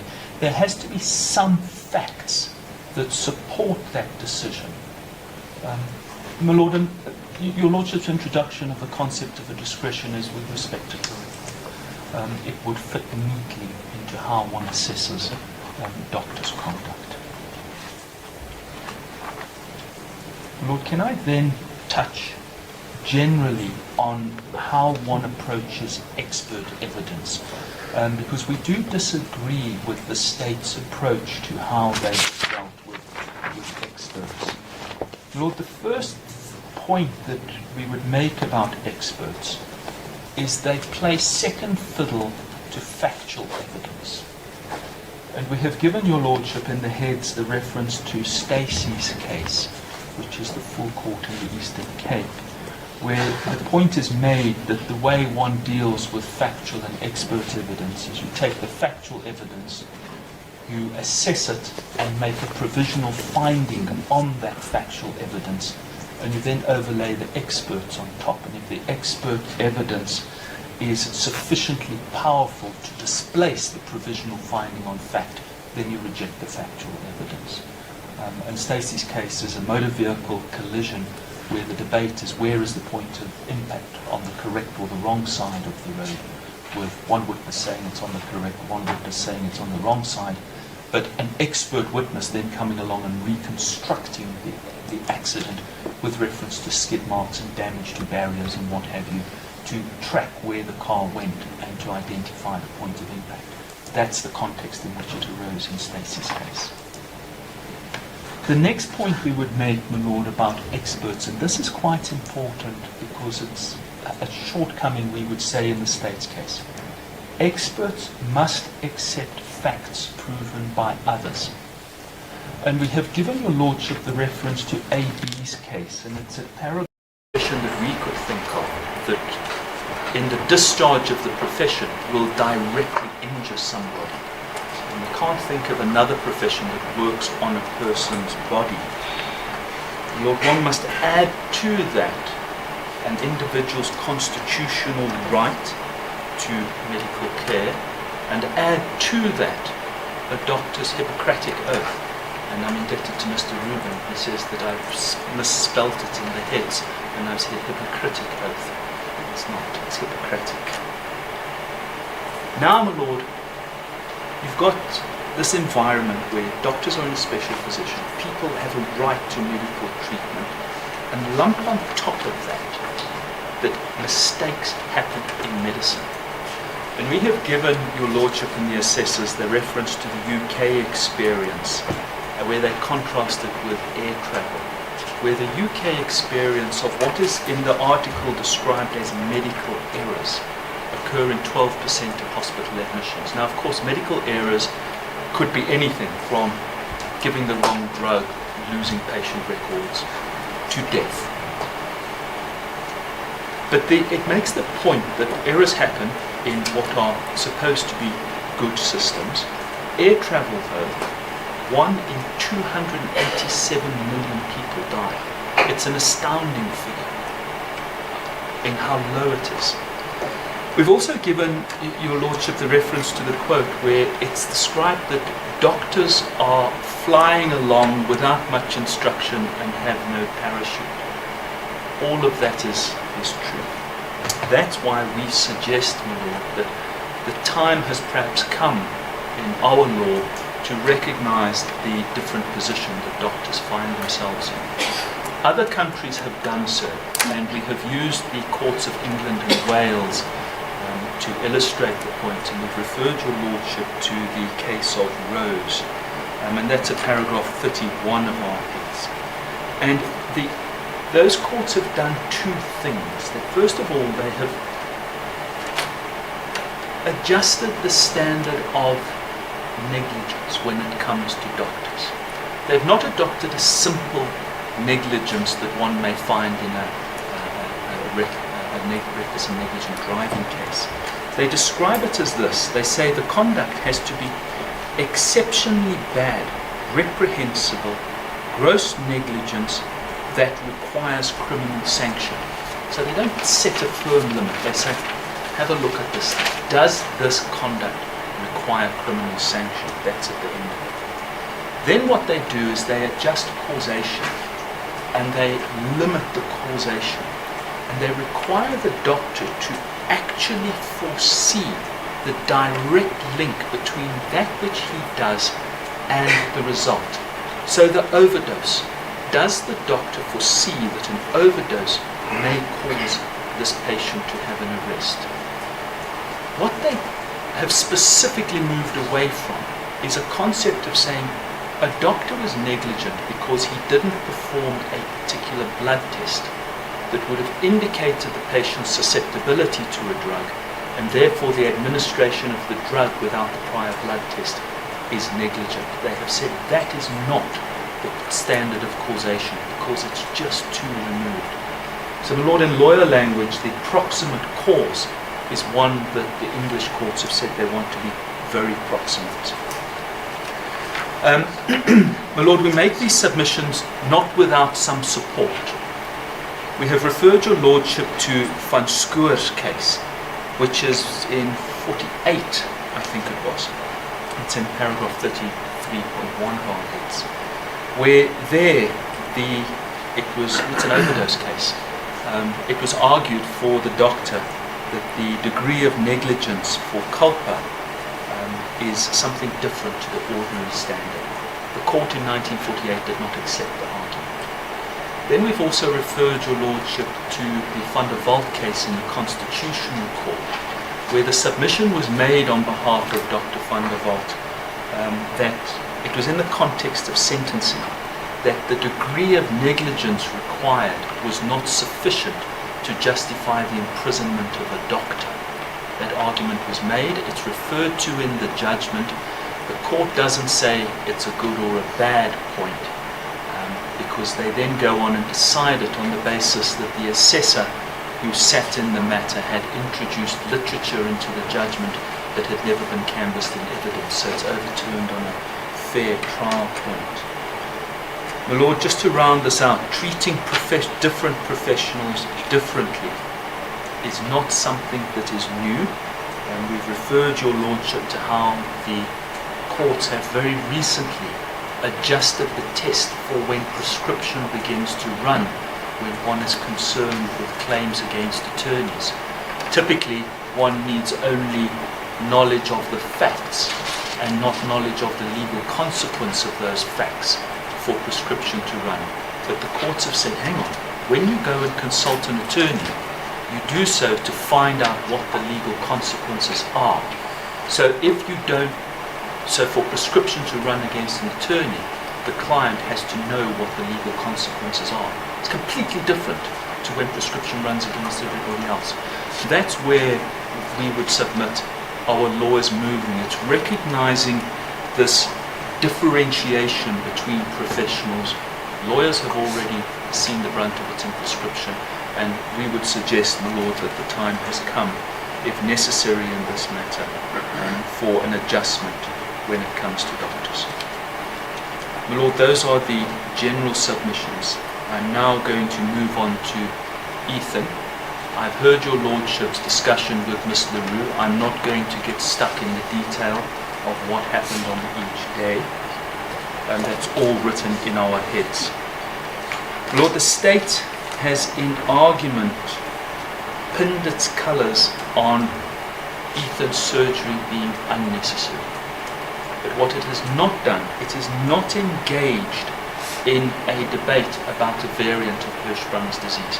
It just ignores it and sticks to Hirschsprung's disease and only Hirschsprung's disease. It does not engage the state in the discussion that Professor Beale had with Dr. Hildenhuis. It does not engage with why the state did not call Dr. Hildenhuis, who was on their list. The state does not engage with the findings of the Health Professions Council and Professor Bannigbal's involvement in those proceedings. How relevant would that be for me? Ask. I'm going to deal with that now because your Lordship raised that with me during the trial, so I've prepared on that. My Lord, just to start, Professor Beale was charged in the Health Professions Council. The three relevant charges are there was no informed consent, there was no indication for surgery, and his post-operative treatment was substandard. He was found not guilty on all three of those counts. Lord, our law until very recently, until March of this year, was that findings by other tribunals are inadmissible opinions. And that's based on the rule out of the Hollington and Hawthorne case that your Lordship will be familiar with. Hence I kept on asking the same question. Yes. Lord, well, I have a very good answer because I was able to convince 5 judges in Bloemfontein How long ago was that? in March of this year. Well, I convinced them, I hope, in November of last year, but they gave their judgment in March of this year. We've uploaded the judgment, my Lord. It's called Technology Corporate Management versus D'Souza, and it is reported, and it's at paragraph 161.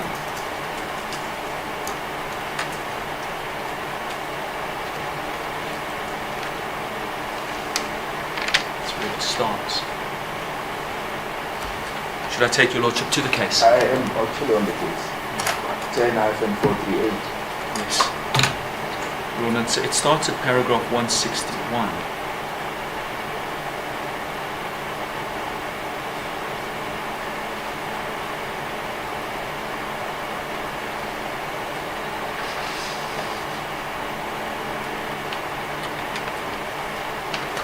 Lord, and the important point is at paragraph 165, where it's Judge Wallace who speaks for the court. If you will just give me a moment, Mr. Green.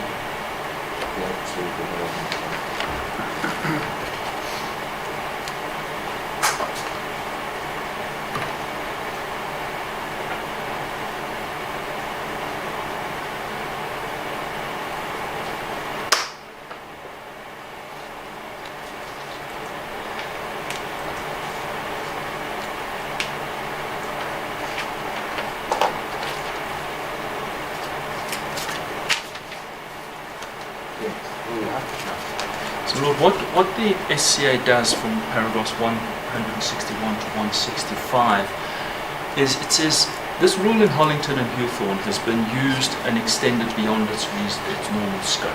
It's been corrected by legislation in its country of origin, the UK, but because of the way it was received in our law, because of the General Law Evidence Amendment Act, I think it's 61, which imports the law, we were stuck with it.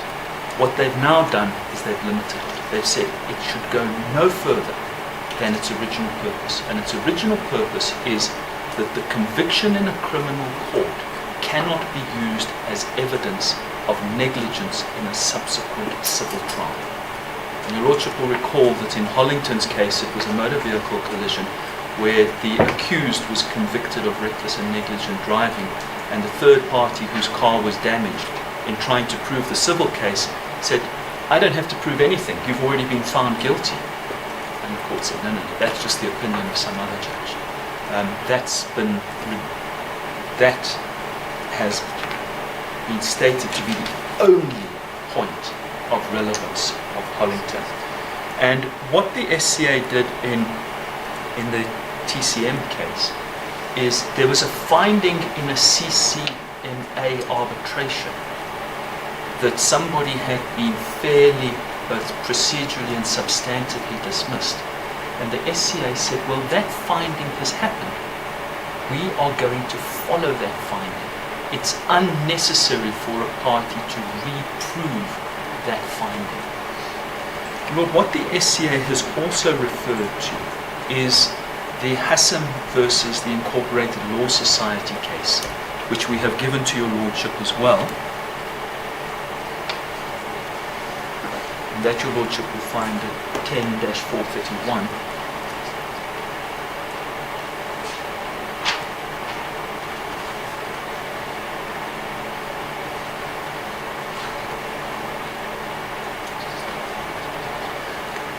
Lord, in Hassam's case, it was... Before we go from this technology corporate management because it's the source, you wanted to rely on paragraph 161 only? I haven't studied, obviously, the judgment. It's only now that I'm becoming aware of it. Is that all there is to look at? No, 161 through to 165. That's where the court deals with the admissibility and relevance of the arbitration finding of the CCMA and makes the point. But in that discussion, my Lord, the court refers to Hassam. So we've also given that to your Lordship, and we have uploaded that to our bundle. It's at 10-431.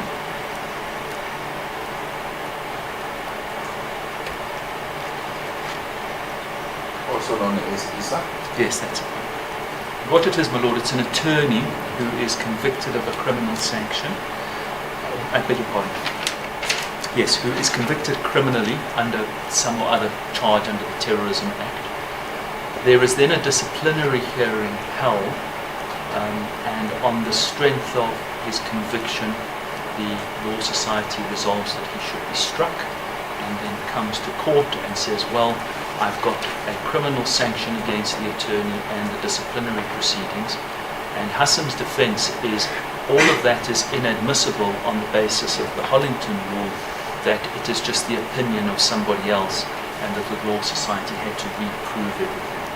And as far back as 77, the AD said, that's not our law. Findings of misconduct against professionals by their bodies are admissible. Lord, why I've gone to Hassam's case is because that's what your Lordship is faced with here. Your Lordship is faced with a finding by the professional body of Professor Beale.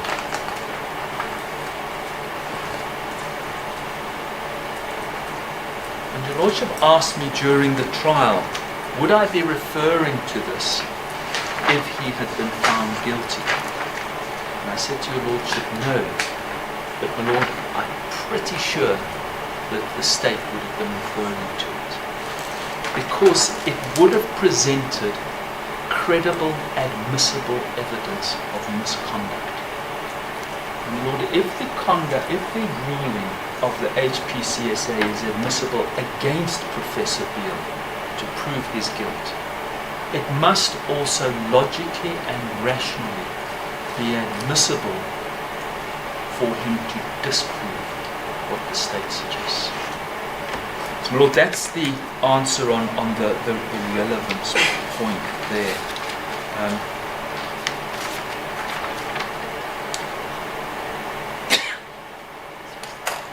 Well, just to make it clear, the proceedings at the Health Professions Council take place in terms of the Health Professions Act, and your Lordship will have picked up from the parts of the transcript that were put to Professor Banenbaugh that it's conducted as a court case, where there's a pro forma prosecutor, Professor Beale is represented, there's cross-examination that happens, the chairperson was an advocate from the Pretoria Bar, so there's evidence that is there. There's an important point. The Health Professions Act allows an appeal from the Health Professions Council to a court. So a court sits in appeal of the finding, and that's important. They don't sit in review of the finding. So the Act, the statute itself, gives status to the finding of the Health Professions Council. My Lord, just very briefly, and again linking to the Health Professions Council, the proverbial elephant in the room with Ethan is Professor Banenbaugh. He was the pediatric surgeon on that council who participated in this decision to say that Professor Beale should be found not guilty of the informed consent of the post-operative treatment of the indications. I suppose the point you wish to make is what you made in your head, and that is, in the face of all of that, he then reneges on the finding. Is that where we're going? That's the point, Lord. It is extraordinary for an expert to do that. And your Lordship will recall, and it's in the heads, we cross-examined him to say, what new facts have you got? Because experts shouldn't flip-flop depending who asks them to do what. That's what Professor Banenbaugh seems to have done. So we do have some fairly strong criticisms against Professor Banenbaugh. Lord, can I just raise one point about his evidence in the HPCSA? Your Lordship will recall the approach that Professor Banenbaugh took was one that said no ganglion cells then operate, some ganglion cells do not operate. That was his thesis. That thesis was specifically considered in the HPCSA decision and rejected as being overly simplistic And Professor Bunning put his name to describing that as being overly simplistic. But he then came back and tries to advance it before your lordship. And it goes to the heart of whether the surgery in Ethan is indicated. Because Professor Bunning has got no cells operate, some cells don't operate, and ignores whether there's evidence. Lord, the events of Ethan are set out in full in our heads. Just a few points. Paragraph 131, that's where we have set out Professor Beale's evidence about explaining the nature of the operation to Mrs. Tubes. And we have also, a little bit further on, paragraph 135 and onwards, dealt with the conversations that happened between Professor Beale and Dr. Gildenhuys. And that's quite important. The conversation between Professor Beale and Mrs. Tubes happens on the 16th of March, which is a Friday. Professor Beale has not seen the report yet. All he has is his earlier discussion with Dr. Gildenhuys, where she has said, I have not yet found ganglion cells, but I will continue to look in the deeper layers. Professor Beale then goes away on a conference over the weekend, the 17th and the 18th. The report is not sent to his rooms at the Park Lane. The address on the report is Linksfield, where the biopsy was done, or Charlotte, where he had his academic rooms. He gets the report sometime after the weekend, and the evidence doesn't give a date. He then phones Dr. Gildenhuys once he's received the report and says, you have said there are occasional groups of ganglion cells, and there's a discussion between them whether this could be hypoganglionosis, and Dr. Gildenhuys agrees that it could be hypoganglionosis. That evidence is unchallenged. What is the significance of that evidence? Well, the significance of the evidence, my lord, is that when Professor Beale speaks to Mrs. Tubes on the 16th of March, he is telling her that which he knows at the time, that there have been no ganglion cells identified. He's not yet seen the report. He sees the report the following week. He doesn't just ignore it, which is what one would do if you were hell-bent on performing unindicated surgery. He telephones Dr. Gildenhuys, discusses it with her, and they discuss whether they could be dealing with hypoganglionosis. And there's an agreement that they could be dealing with hypoganglionosis. So the relevance is, when Professor Beale speaks to Mrs. Tubes, did he intentionally mislead her? No, because he didn't know at that stage that there were occasional groups of cells. That only comes in the next week. Lord, on Dr. Gildenhuys, your lordship heard the evidence that Dr. Gildenhuys testified at the Health Professions Council, and her evidence was consistent with that of Professor Beale on the discussions. Dr. Gildenhuys was on the state's witness list. They have not explained why she wasn't called, and your lordship, we would submit, is therefore entitled to draw an inference against the state that Dr. Gildenhuys Adverse inference, you mean? Adverse inference would not have supported the state's case. Put differently, she would not have negatived or contradicted Professor Beale's evidence. Lord, then, the morning of the operation, the 30th of March, we've dealt with that in paragraph 51 of our heads, and we've highlighted the types of questions that Mrs. Tubes says that she wanted to ask Professor Beale. She described them as mommy questions. That was her label. Lord, we disagree with that. If you look at the nature of the questions, they are questions which go to the technique that is going to be performed. She wants to know, is Professor Beale going to go in through the abdomen, or is he going to perform the operation rectally? That type of question, we say, indicates a deep understanding of the surgery that is involved. Your Lordship was told that the Tubesers did not see Professor Beale before Ethan went into surgery, and that was not put to Mrs. Tubes. Can I just give your Lordship Mrs. Tubes' evidence where she says, I did see Professor Beale before Ethan went into theatre.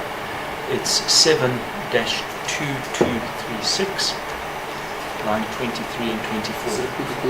7-2236, 23 and 24, lines 23 and 24. So there's no non-putting of aversion. Lord, then on the surgery and linking into the post-mortem point, your Lordship will recall the video that was shown, the animated video of the operation. The important point about the animated video is Professor Beale says, that's how I did the operation, subject to two qualifications: the position of the patient and that he didn't use a cautery to separate the mesentery. He used ligatures. And those are two important points. So when one goes to the post-mortem and you look at Dr. Moeng's report, and she describes an unsutured defect, that's what one would expect if you look into it.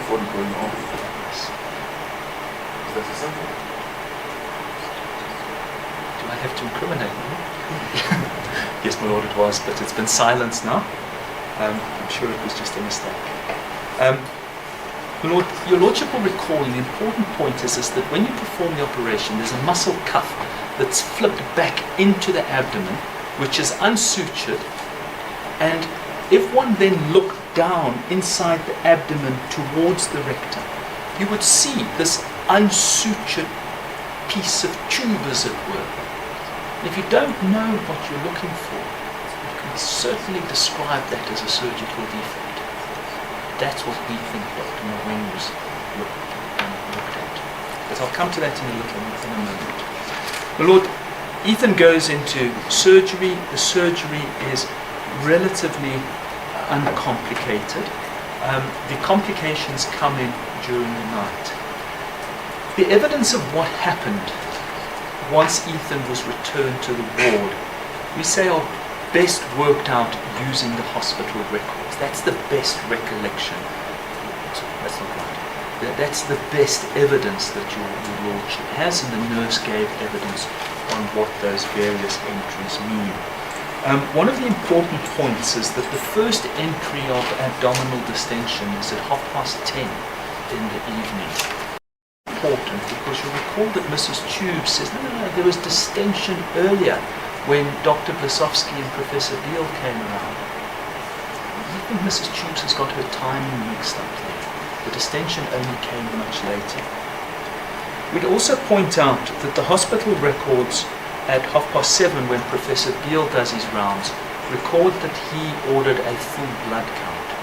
Now why that's important, my Lord, is because there's the suggestion that Professor Beale refused to accept that there could be anything wrong with the surgery. It's Dr. Obor's evidence, and it's been argued this morning before your Lordship. The full blood count, we say, shows that Professor Beale recognized that there may be some post-operative complication, some bleeding, and he wanted to check whether that was there. So the objective facts do not support a dismissal by Professor Beale that there could be something wrong. Lord, like the state, we say that the nurse's conduct was not appropriate. Lord, we'd go so far as to say that it may properly be classified as shocking. It really is poor. So by the time that Professor Beale is eventually called, which is around 4:30 in the morning, Ethan is not in a good condition. The whole night he's been deteriorating, very high heart rates.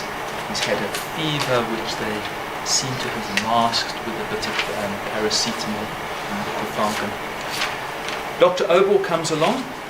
She recognizes the severe state of Ethan and takes him to the ICU. Neither Professor Beale nor Dr. Obel have said that Ethan was unsalvageable at that stage. Everybody says he was in a bad way, but nobody said he was too far gone.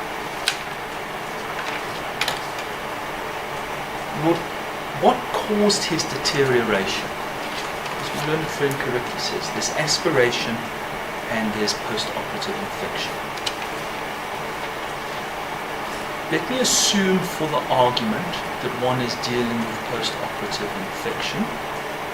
There is no indication that that was the result of negligence by Professor Beale. Post-operative infection is a known complication, happens in the best hands.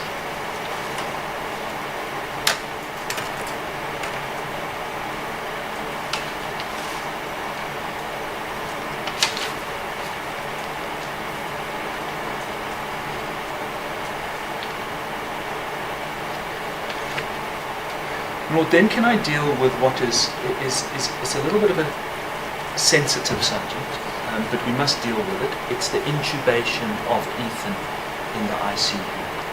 And the Lord, we've said in the heads, and let me repeat it, we make these submissions not to say that any doctor was negligent.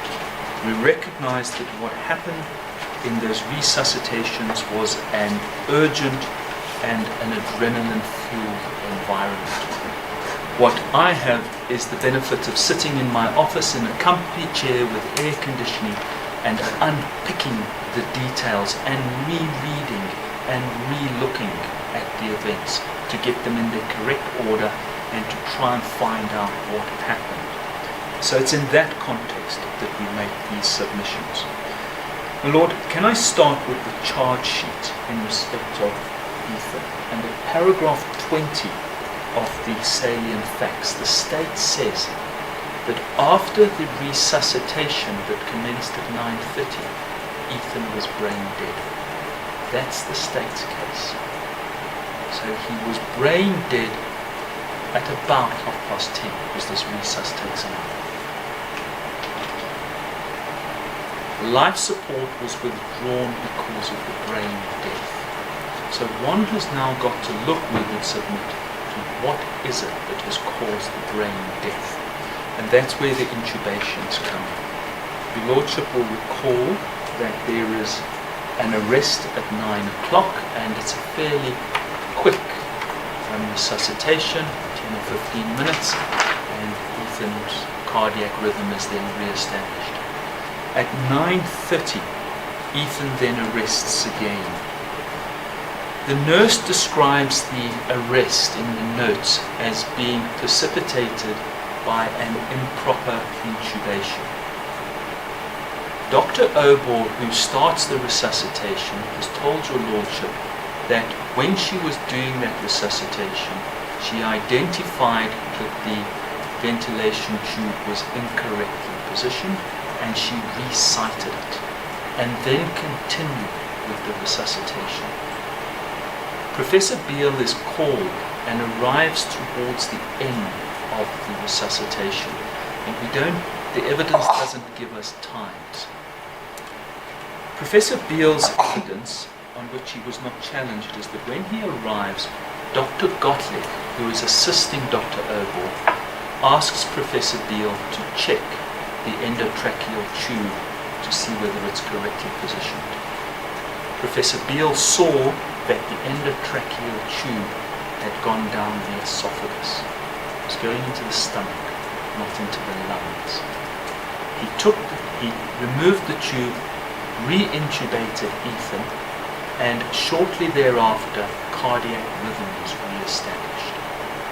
There is an X-ray of the intubation performed by Professor Beale, which shows that it is a little too deep. It goes into the right main bronchus, but it would nonetheless have provided some ventilation, albeit not ideal ventilation. Lord, what that leads your Lordship to on the objective evidence is it's a somewhat uncomfortable result.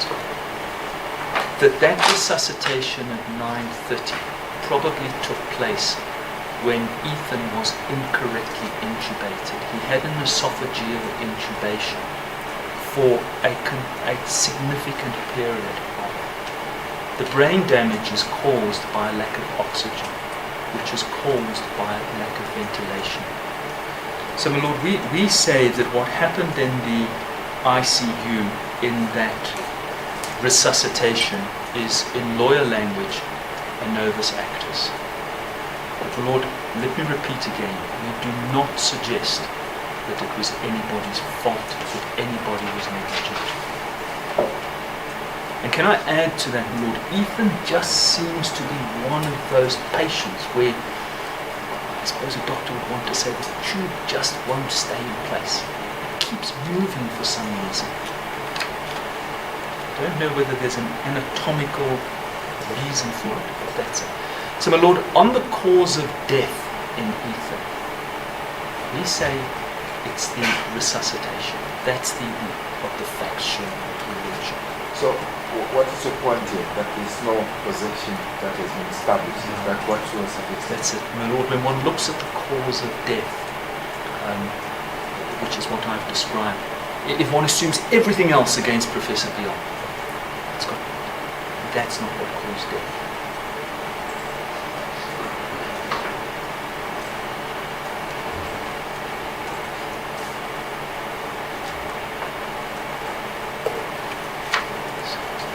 Just briefly to finish this up, I just want to come back to Dr. Mweng's post-mortem report.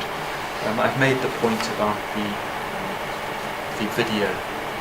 I've given you in the heads the reference to when Professor Banikbal is cross-examined on Dr. Mweng's report, and particularly the points where we got to a point with Professor Banikbal where we said to him, well, would it be best that we ask Dr. Mweng about this? Does she know about this muscle cuff or doesn't she? And he says, yes, we need to ask Dr. Mweng. Now, where the state's own witness won't rely on the report until the doctor has come and given evidence on it, it would be a strange result if the state could then say, well, I've presented prima facie proof, because its own witness has said, the doctor needs to come and explain. So we say that you can't rely on that.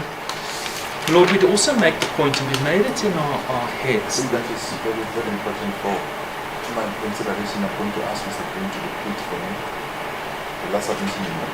Yes. Let me just find it. So it's gone right out of my head. My brain had moved into the next gear to the next point. No, yes, I've got it. The part where you suggested I've got it. Dr. Mweng must come and explain. Yes. That was a concession by Dr. Banikbal. And we have given that to your Lordship in the heads. In the heads. We've referred to it. Where do you find and we quoted it. Paragraph? I think it's 243. Let me just check.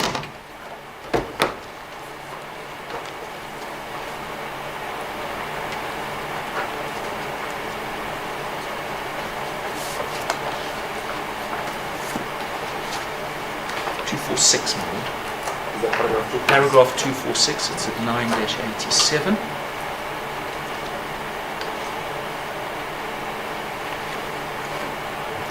And his evidence, I've quoted his evidence there, he says, she mentioned 25mm unsutured defect just below the suture line. Unfortunately, you have to ask her, does she know the muscle cuff or not? Question mark. Maybe she does not know.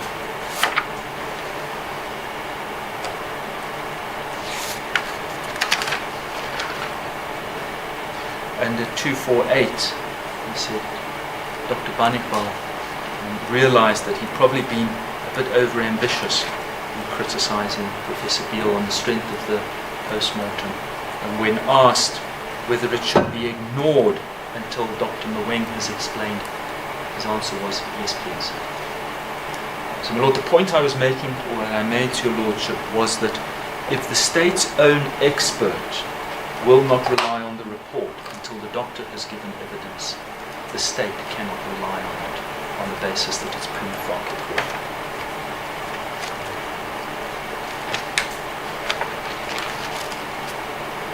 My Lord, we'd ask your Lordship in this respect as well on Dr. Mweng's report to bear in mind what happened with her evidence.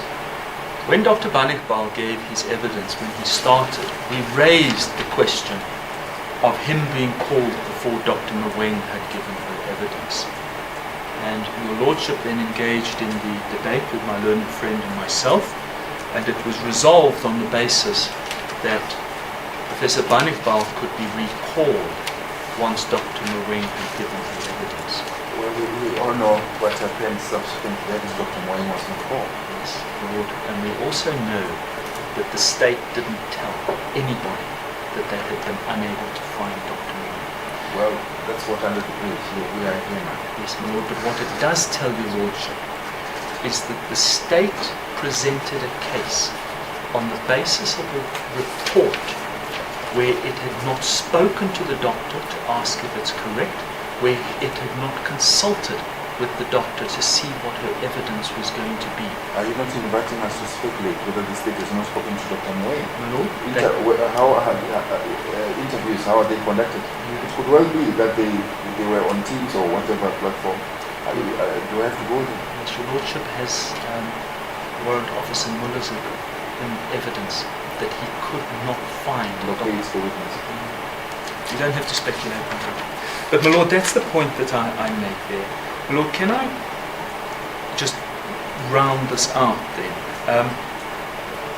If you look at Dr. Mweng's report, she has the defect being in the rectum.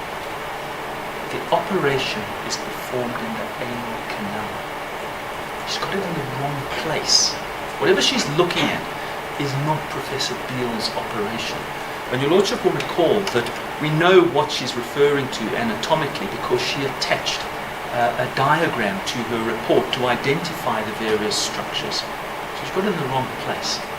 Your Lordship has the uncontested evidence that you cannot see the anastomosis if you look internally. You have to look anally to see the anastomosis. So she can't have seen an unsutured defect in the anastomosis. You're looking in the wrong place. Then, my Lord, look at how she describes the defect. It's a defect below the suture line. Why below the suture line? If you have a defect, it's on the suture line, not below it. Just grammatically, her exposition in paragraph 18 makes no sense. Lord, just the unsutured defect that she identified, we say that that's the muscle cuff that was returned. That's probably what she was looking at. When she says that there are loose sutures, we say that those are probably the ties that Professor Beale used when dividing the mesentery. As you recall, he used little pieces of thread on either side and cut it so you'd have tails of thread hanging around.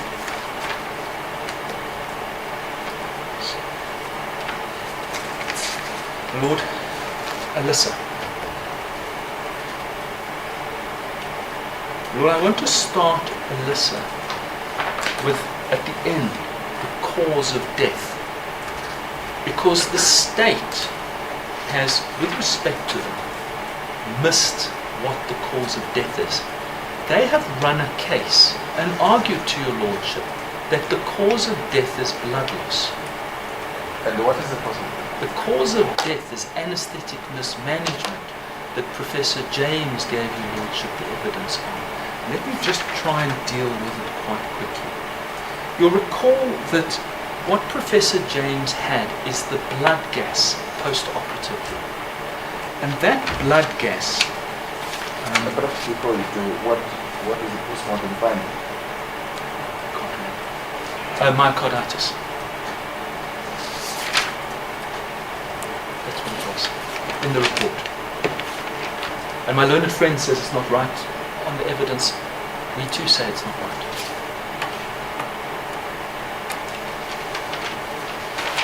Lord, let me take your Lordship through Professor James's evidence just briefly. He had a... So out of you are you telling me the findings? Is that what you are suggesting to me? I'm not accepting it. Learned friend challenges it. She says it's blood loss. I say it's not blood loss, it's something else. It was, I suppose, what it's best described as an energy depletion. Lord, if I may, the blood gas has several important readings, and Professor James gave all of these readings. The first one is his potassium, 9.6. And the various phrases to describe potassium by the witnesses are, it's a startling measurement, it's very perturbing, and it's said it can only have come from inside the cells.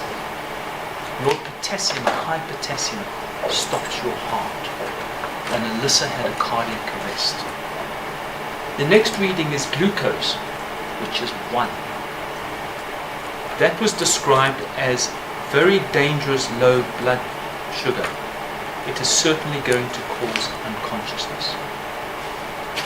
The next one is lactate, which is plus 15, and that's because the machine can only go to 15. And then you have a hematocrit of 21. What Professor James explained is that the way the body works is it stores energy reserves in the form of glycogen in the liver. That those energy reserves are typically mobilized during surgery. That because Alyssa was so tiny, she was in the lower 5th percentile, that she probably had very low glycogen stores. That those had been used up during the surgery. She had then tried to find energy somewhere but was unable to use glycogen stores. So that's where the lactate comes from. He then says, let's add to that the fluid overload of Alyssa. And there, my Lord, you'll recall that Dr. Bosovsky's notes indicate that she had administered 800 mils of Ringer's lactate. It's a massive fluid overload. Alyssa should only have received maximum 400 mils. The importance of that is it will obstruct oxygen transfer because you will have congested, well, the post-mortem finds congested lungs, which were described as pulmonary edema on steroids. So you have Alyssa in this massively energy-deprived state. And Professor James said what has probably happened is that the little pumps on her cells, which keep the potassium inside the cell, had been unable to keep up. That the potassium had leaked out of her cells, and that had caused the arrest. Professor James described this as the most severe potassium level he has seen in a patient that was still alive. He was not alone in his views. Your Lordship will recall that I asked Professor Lundgren to look at this blood gas, and she immediately identified the glucose and the potassium as being a problem. Lord, and the tragedy is that the solution to this was for Dr. Bosovsky to have put up a small glucose drip, have given Alyssa some energy so that she could keep going. That would have fixed the problem. Lord, that's the evidence, and it's uncontested, it was unchallenged, and I recall the state's heads say that Professor James is a witness who should be accepted. So Lord, once one has that in perspective, we then say, well, let's have a look now at the state's theory, which is one of hemorrhagic shock, and it's advanced by Professor Loveland, who did not have the records.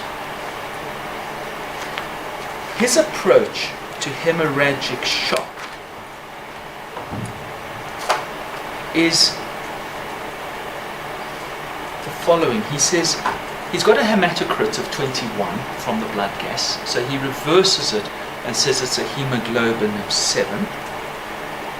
He then says that the blood loss and the fluid administration was not documented, and therefore there was hemorrhagic shock. He says he accepts hemorrhagic shock until proven otherwise. And my Lord, that is bad logic. You need positive primary facts to infer hemorrhagic shock. You can't speculate that there is hemorrhagic shock until it's disproven. But that's what Professor Loveland did. He got it upside down. But he was also wrong on the facts, because the fluid administration is documented. It's in Dr. Blasowski's notes. The blood loss is documented. It's in the hospital records at 200 mils. Lord, there is no reason to doubt that those entries are correct. The state has argued to you this morning that you should not accept the 200 mils and it must have been more. But they don't tell you why it must have been more. But Professor Loveland was also wrong on the medicine, because he said a hematocrit of 7 shows a significant blood loss. Professor James's evidence was that volume of blood loss and hemoglobin are poorly correlated, and that hemoglobin shows the effect of blood loss, not the volume of blood loss. So Professor Loveland made 2 quite important mistakes. Lord, his error went one further. He seemed to become prone to exaggeration on his hemorrhagic shock. And your Lordship will recall his evidence that if we, in court, if we lost 25% of our blood, his words were, we'd be passing out unconscious on the floor. That's what he said. Yet when Dr. Obel gave her evidence, your Lordship will recall that I asked her to confirm that the PALS handbook, Pediatric Advanced Life Support Handbook, is the gold standard. She said yes, and she confirmed to your Lordship that page where PALS quantifies blood loss, and 25% blood loss is qualified as mild. Now add to that Professor James's evidence of his own lived experience that he survived a hemoglobin of less than 7 when he was undergoing his treatment for his cancer. Lord, the hemorrhagic shock theory has no factual basis. It is born of speculation, and your Lordship should not accept it.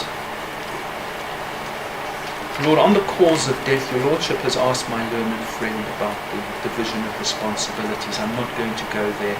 Your Lordship has it, and it's in our heads of argument. So, my Lord, on Alyssa, we say that properly contextualized, Professor Beale cannot be blamed at all for Alyssa's death. The blame lies, fortunately, it seems quite squarely with Dr. Blasowski, who's no longer with us. My Lord, can I then move on to Zayan? My Lord, with Zayan, one is dealing with surgery that is recommended. And as your Lordship has said, it is a matter of judgment. So there is room for difference between doctors. And because one doctor suggests surgery and another doesn't make either one right or wrong.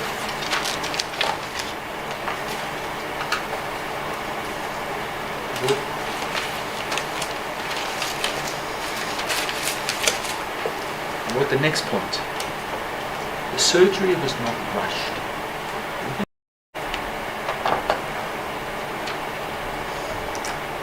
So, my Lord, then the state says, in the face of an emergency, Professor Beale left. Well, there's no emergency when he leaves, because Dr. Munshi's notes describe Zayan as being stable. And your Lordship will recall those landscape notes that is the best we have. But he said something very perplexing. He said left reluctant, you know. That was his Yeah, no, he did say that. He did say that. But I'm looking at the objective facts rather than the subjective evidence that's coloured by what happened. My Lord, just let me digress a little. And Professor Lazarus will know about this, I'm sure. When one is dealing with the sickest of small children, you are going to pick up mortalities. And then you have to deal with the parents. That must be one of the more difficult things to do in life. And your Lordship doesn't need evidence to prove that that is so. Because the death of a child is out of the natural order. Parents die first. Children die after us, not before us. And you can only imagine the anguish that a surgeon who has to deal with this. Lord, so just coming back to Professor Beale leaving. There's no emergency when he leaves. In the recovery room, the anaesthetist is the doctor who is responsible for the patient's care. And that the evidence is made quite clear. There is no suggestion that a surgeon should second guess an anaesthetist. I think that is correct. As Professor James said, surgeons look after anatomy, anaesthetists look after physiology. And then most importantly, Professor Beale's leaving did not compromise the level of care that Steyn received. And we say that for this reason. He's left in the care of an anaesthetist who is a specialist in resuscitation. If, as it turned out, Steyn had a tension pneumothorax, it's a simple procedure that an anaesthetist is well able to do. And your Lordship had the evidence that even the students do it. So there's no compromising of care by Professor Beale.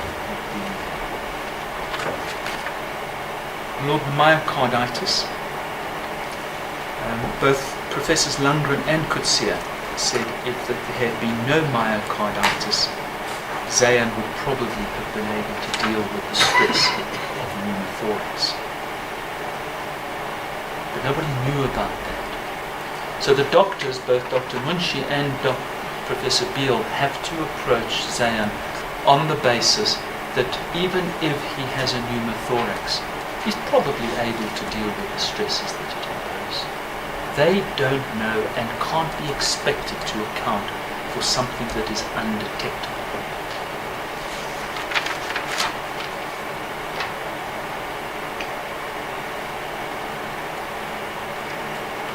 Lord, your Lordship asked, raised with my learned friend, the indications for surgery in Steyn. It's dealt with in full in our heads from page 50 or paragraph 503 and onwards. And what Professor Beale's evidence was that even if he had not misread the lab report, even if he'd read no intestinal metaplasia, he would still have recommended the surgery. Your Lordship raised with my learned friend the discussion that took place, the recorded conversation after Steyn had passed away. And the page that my learned friend referred to there, that makes the point where Professor Beale says, but even if he didn't have it, he still needed the surgery. Those are Professor Beale's words. That is Professor Beale saying shortly afterwards, even if he didn't have intestinal metaplasia, he still needed the surgery. We've given your Lordship Professor Bannickbal's explanation on Steyn, and we think that makes the point that surgery was reasonably indicated for Steyn. Well, those are the submissions on the facts, and Mr. Roux will now deal with the criminal law part. Thank you, Madam.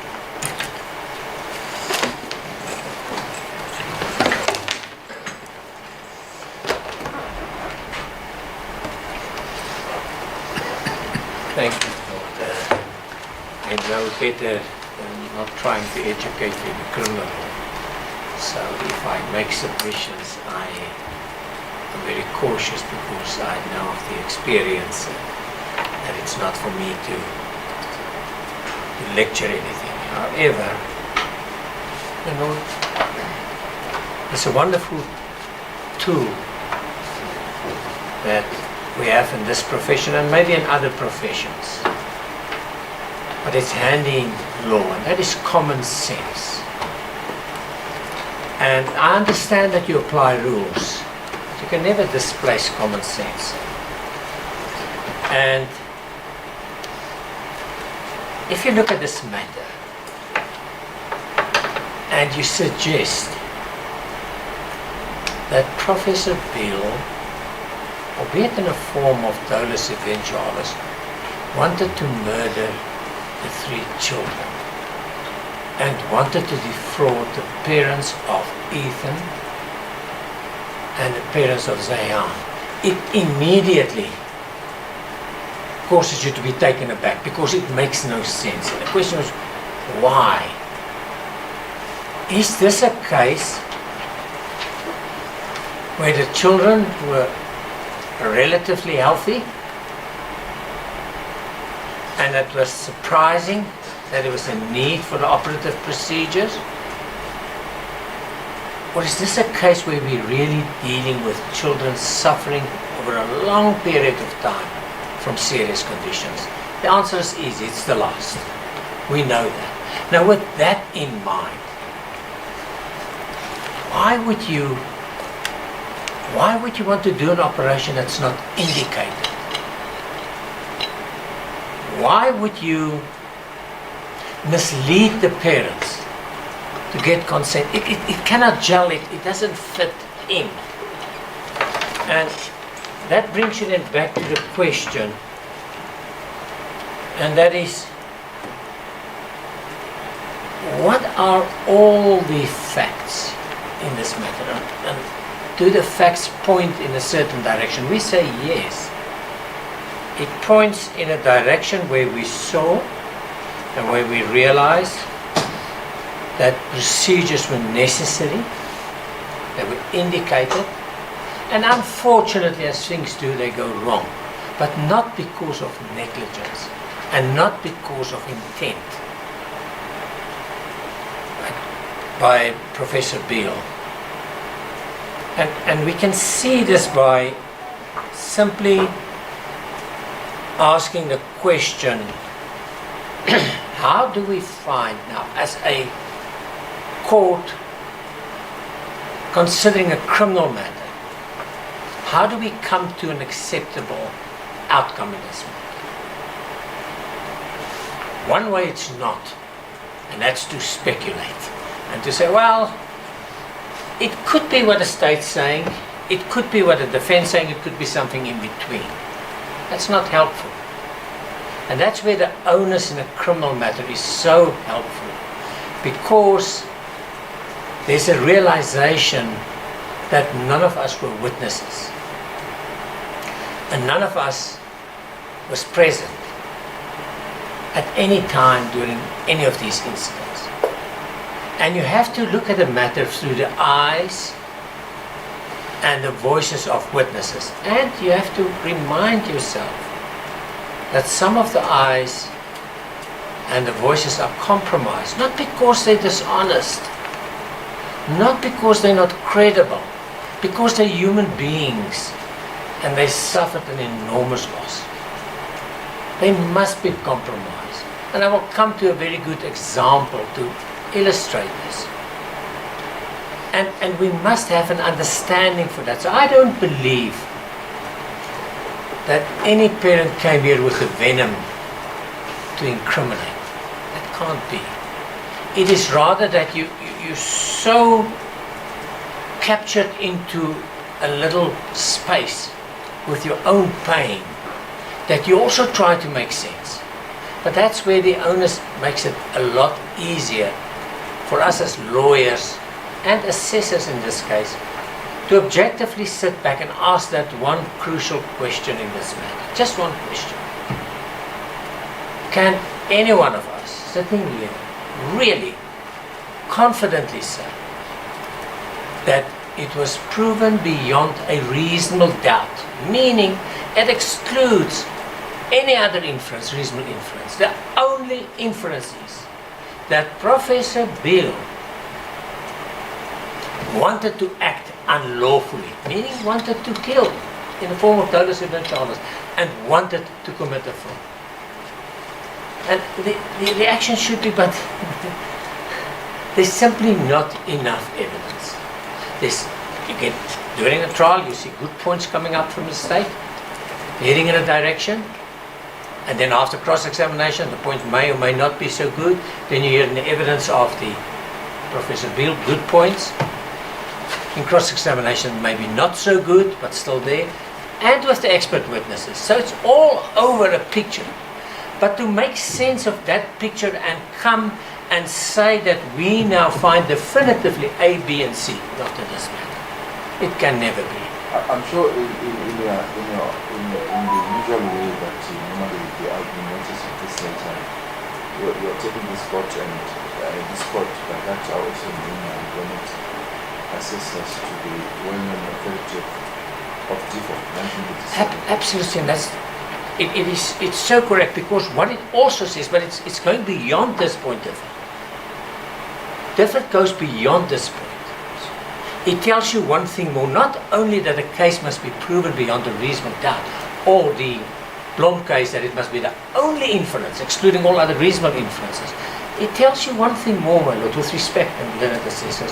It tells you that you don't have to believe an accused in a criminal matter. Well, that is the type position, isn't it? Yes, absolutely, my lord. You don't have to believe him. If it's reasonably possibly true, it's actually the end of the matter. So if we take that approach, and that is the difficulty that the state has in this matter. It's not a case where we have a witness saying, that's the accused, he shot the deceased, we saw him. And it's maybe a fight on self-defense or what. It's not that case. It's one with many intricacies, one with many difficulties, one with many questions that will remain. Many questions that will remain. We just don't know. But what we do know, there is a further problem with the very high bar that the state has to meet.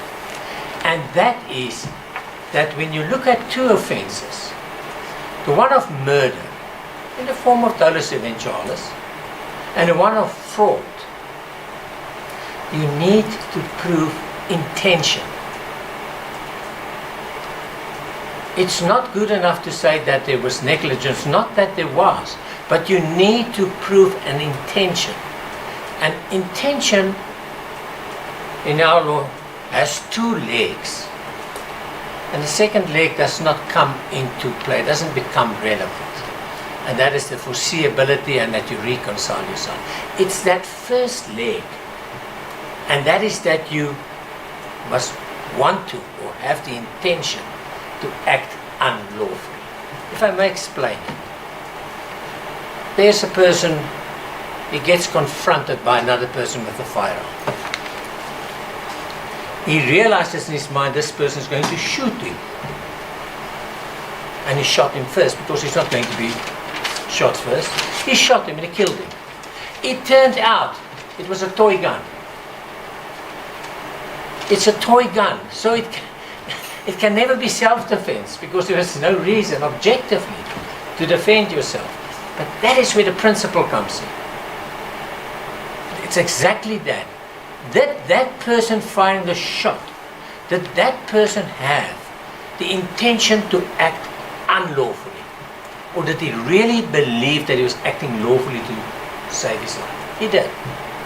And that's the importance of that. Where in this matter can we see any shred of evidence that Professor Beale had the intention to act unlawfully? All the evidence showed that he wanted to do what he believed was best for the children. That's the evidence. Even if there's some speculation, and I don't think, and I don't know how it can be, it does not help. Because at the end of the day, you have to see it through the prism of the onus, and you're back to where I started. what is proven beyond a reasonable doubt? And again, all of that will go into the boiling pot, and it would not be possible to make a definitive finding.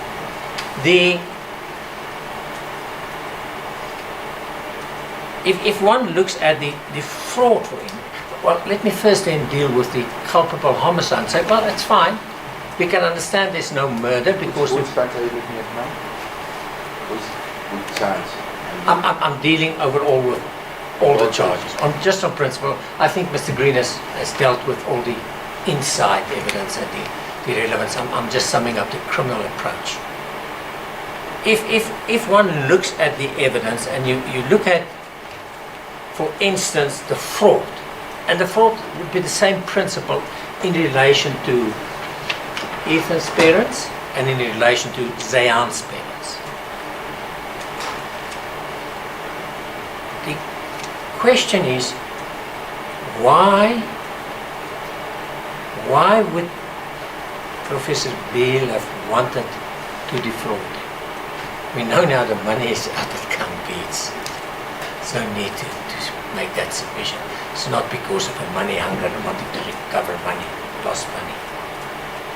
It must then be because he did not believe that the operation was indicated in both cases. Now, the objective fact show that the operations were indicated.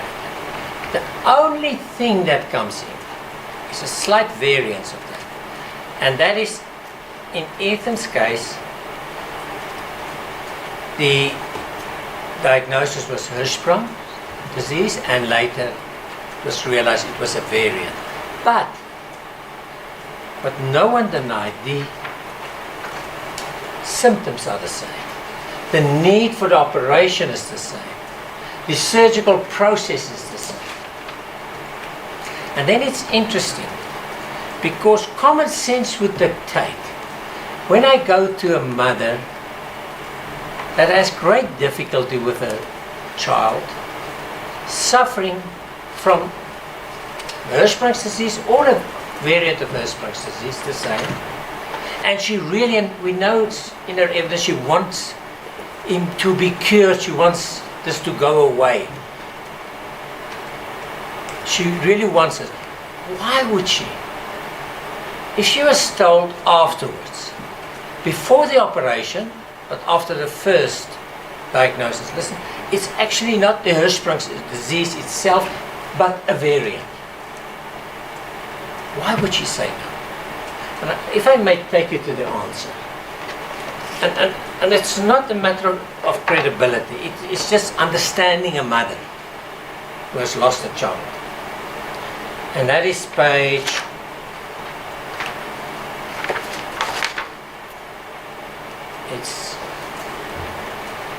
9-96 of the Heads of Argument. It is paragraph, it starts at 271, but the important part is over the page at page 9-97.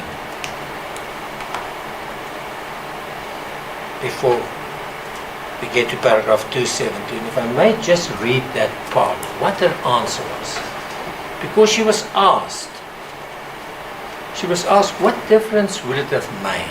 Whether it was a Hirschsprung's disease with the same symptoms, the same operation, or a variant of Hirschsprung's disease. And this is the answer. And I read it. She said, would you really not have consented? She says, I really do not. Stop. I know what the last part of that is. It's not stop, it's a comma. Comma.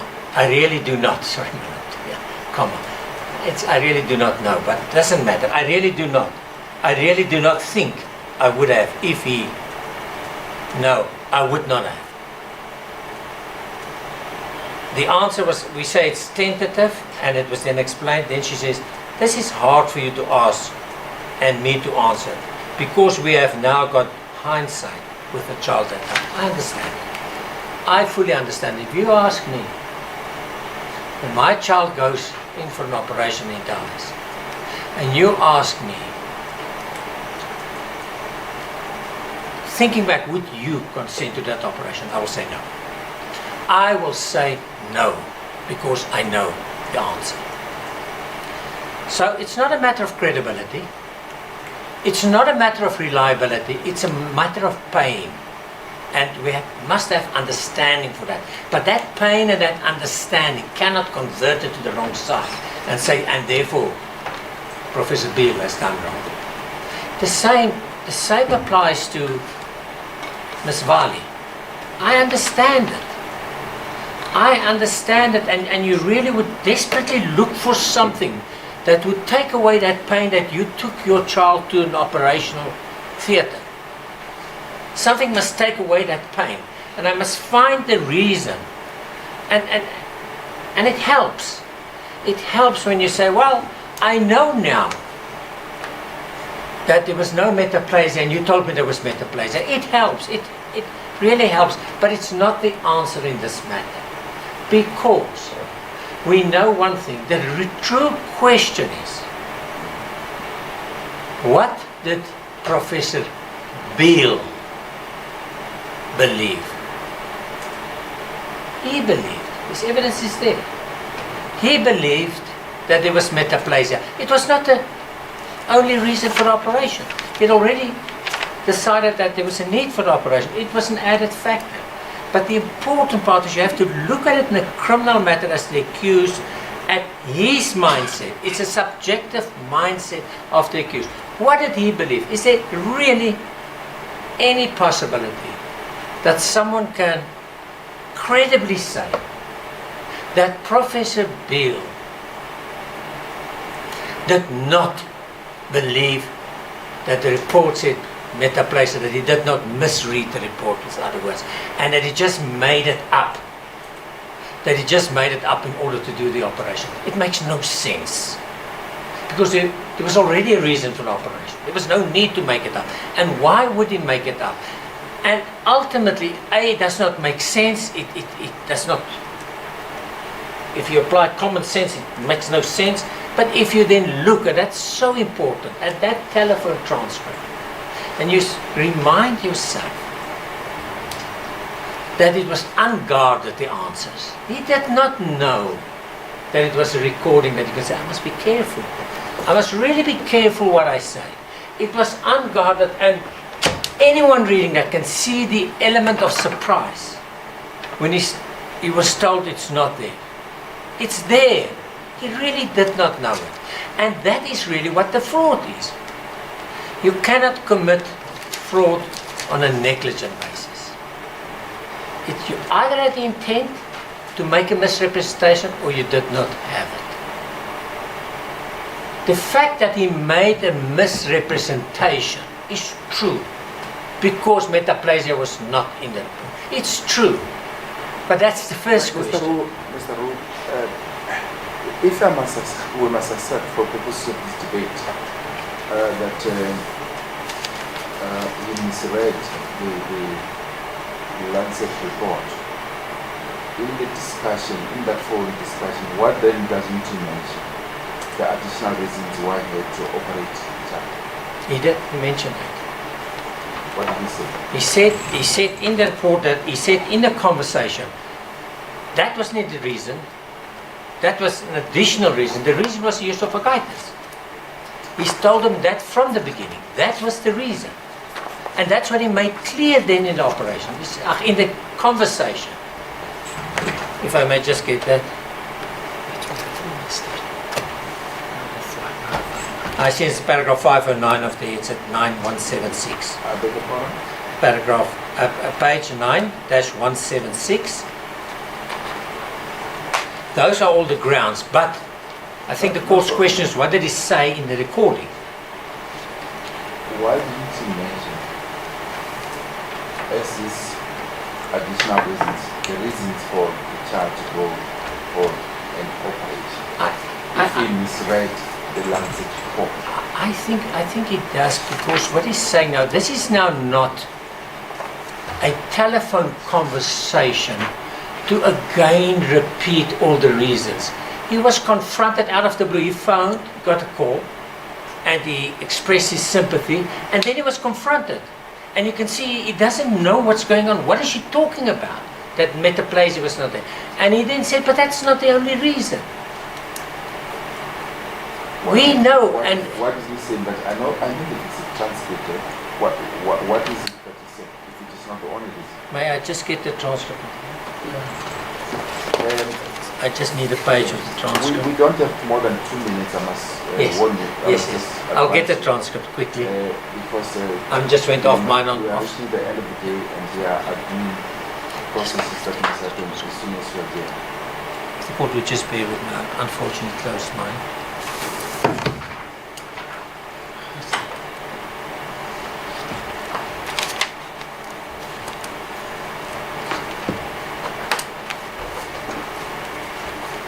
In the beginning he said, because when he still believed in intestinal metaplasia, I just want to go to the place where it came out.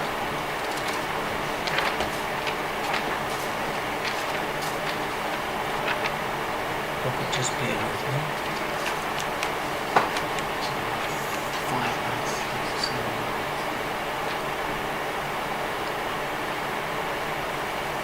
It's a bit, is it he? Can someone remind me? That phone conversation. It's it is page 3592, the conversation. I just want to find that.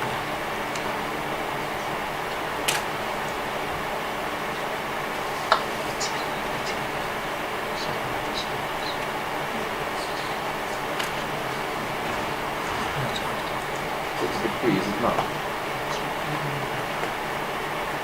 The conversation between Zayed and Mr. Beale. Yes, that What was is. it? No, he just said even without that, still have done the operation.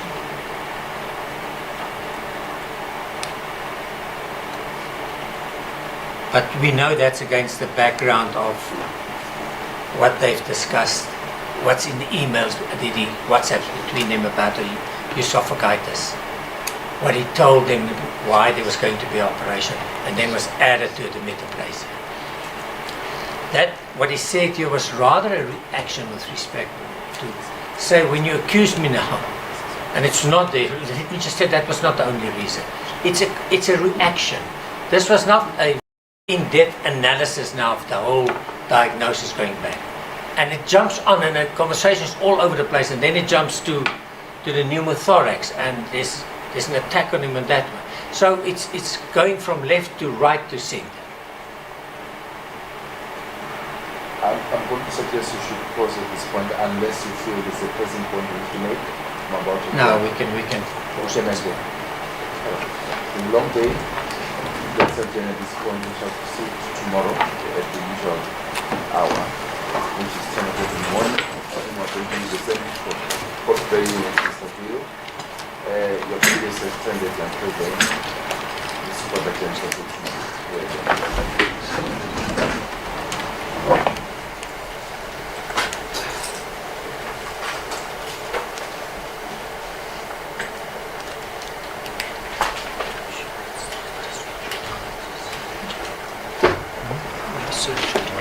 just sure.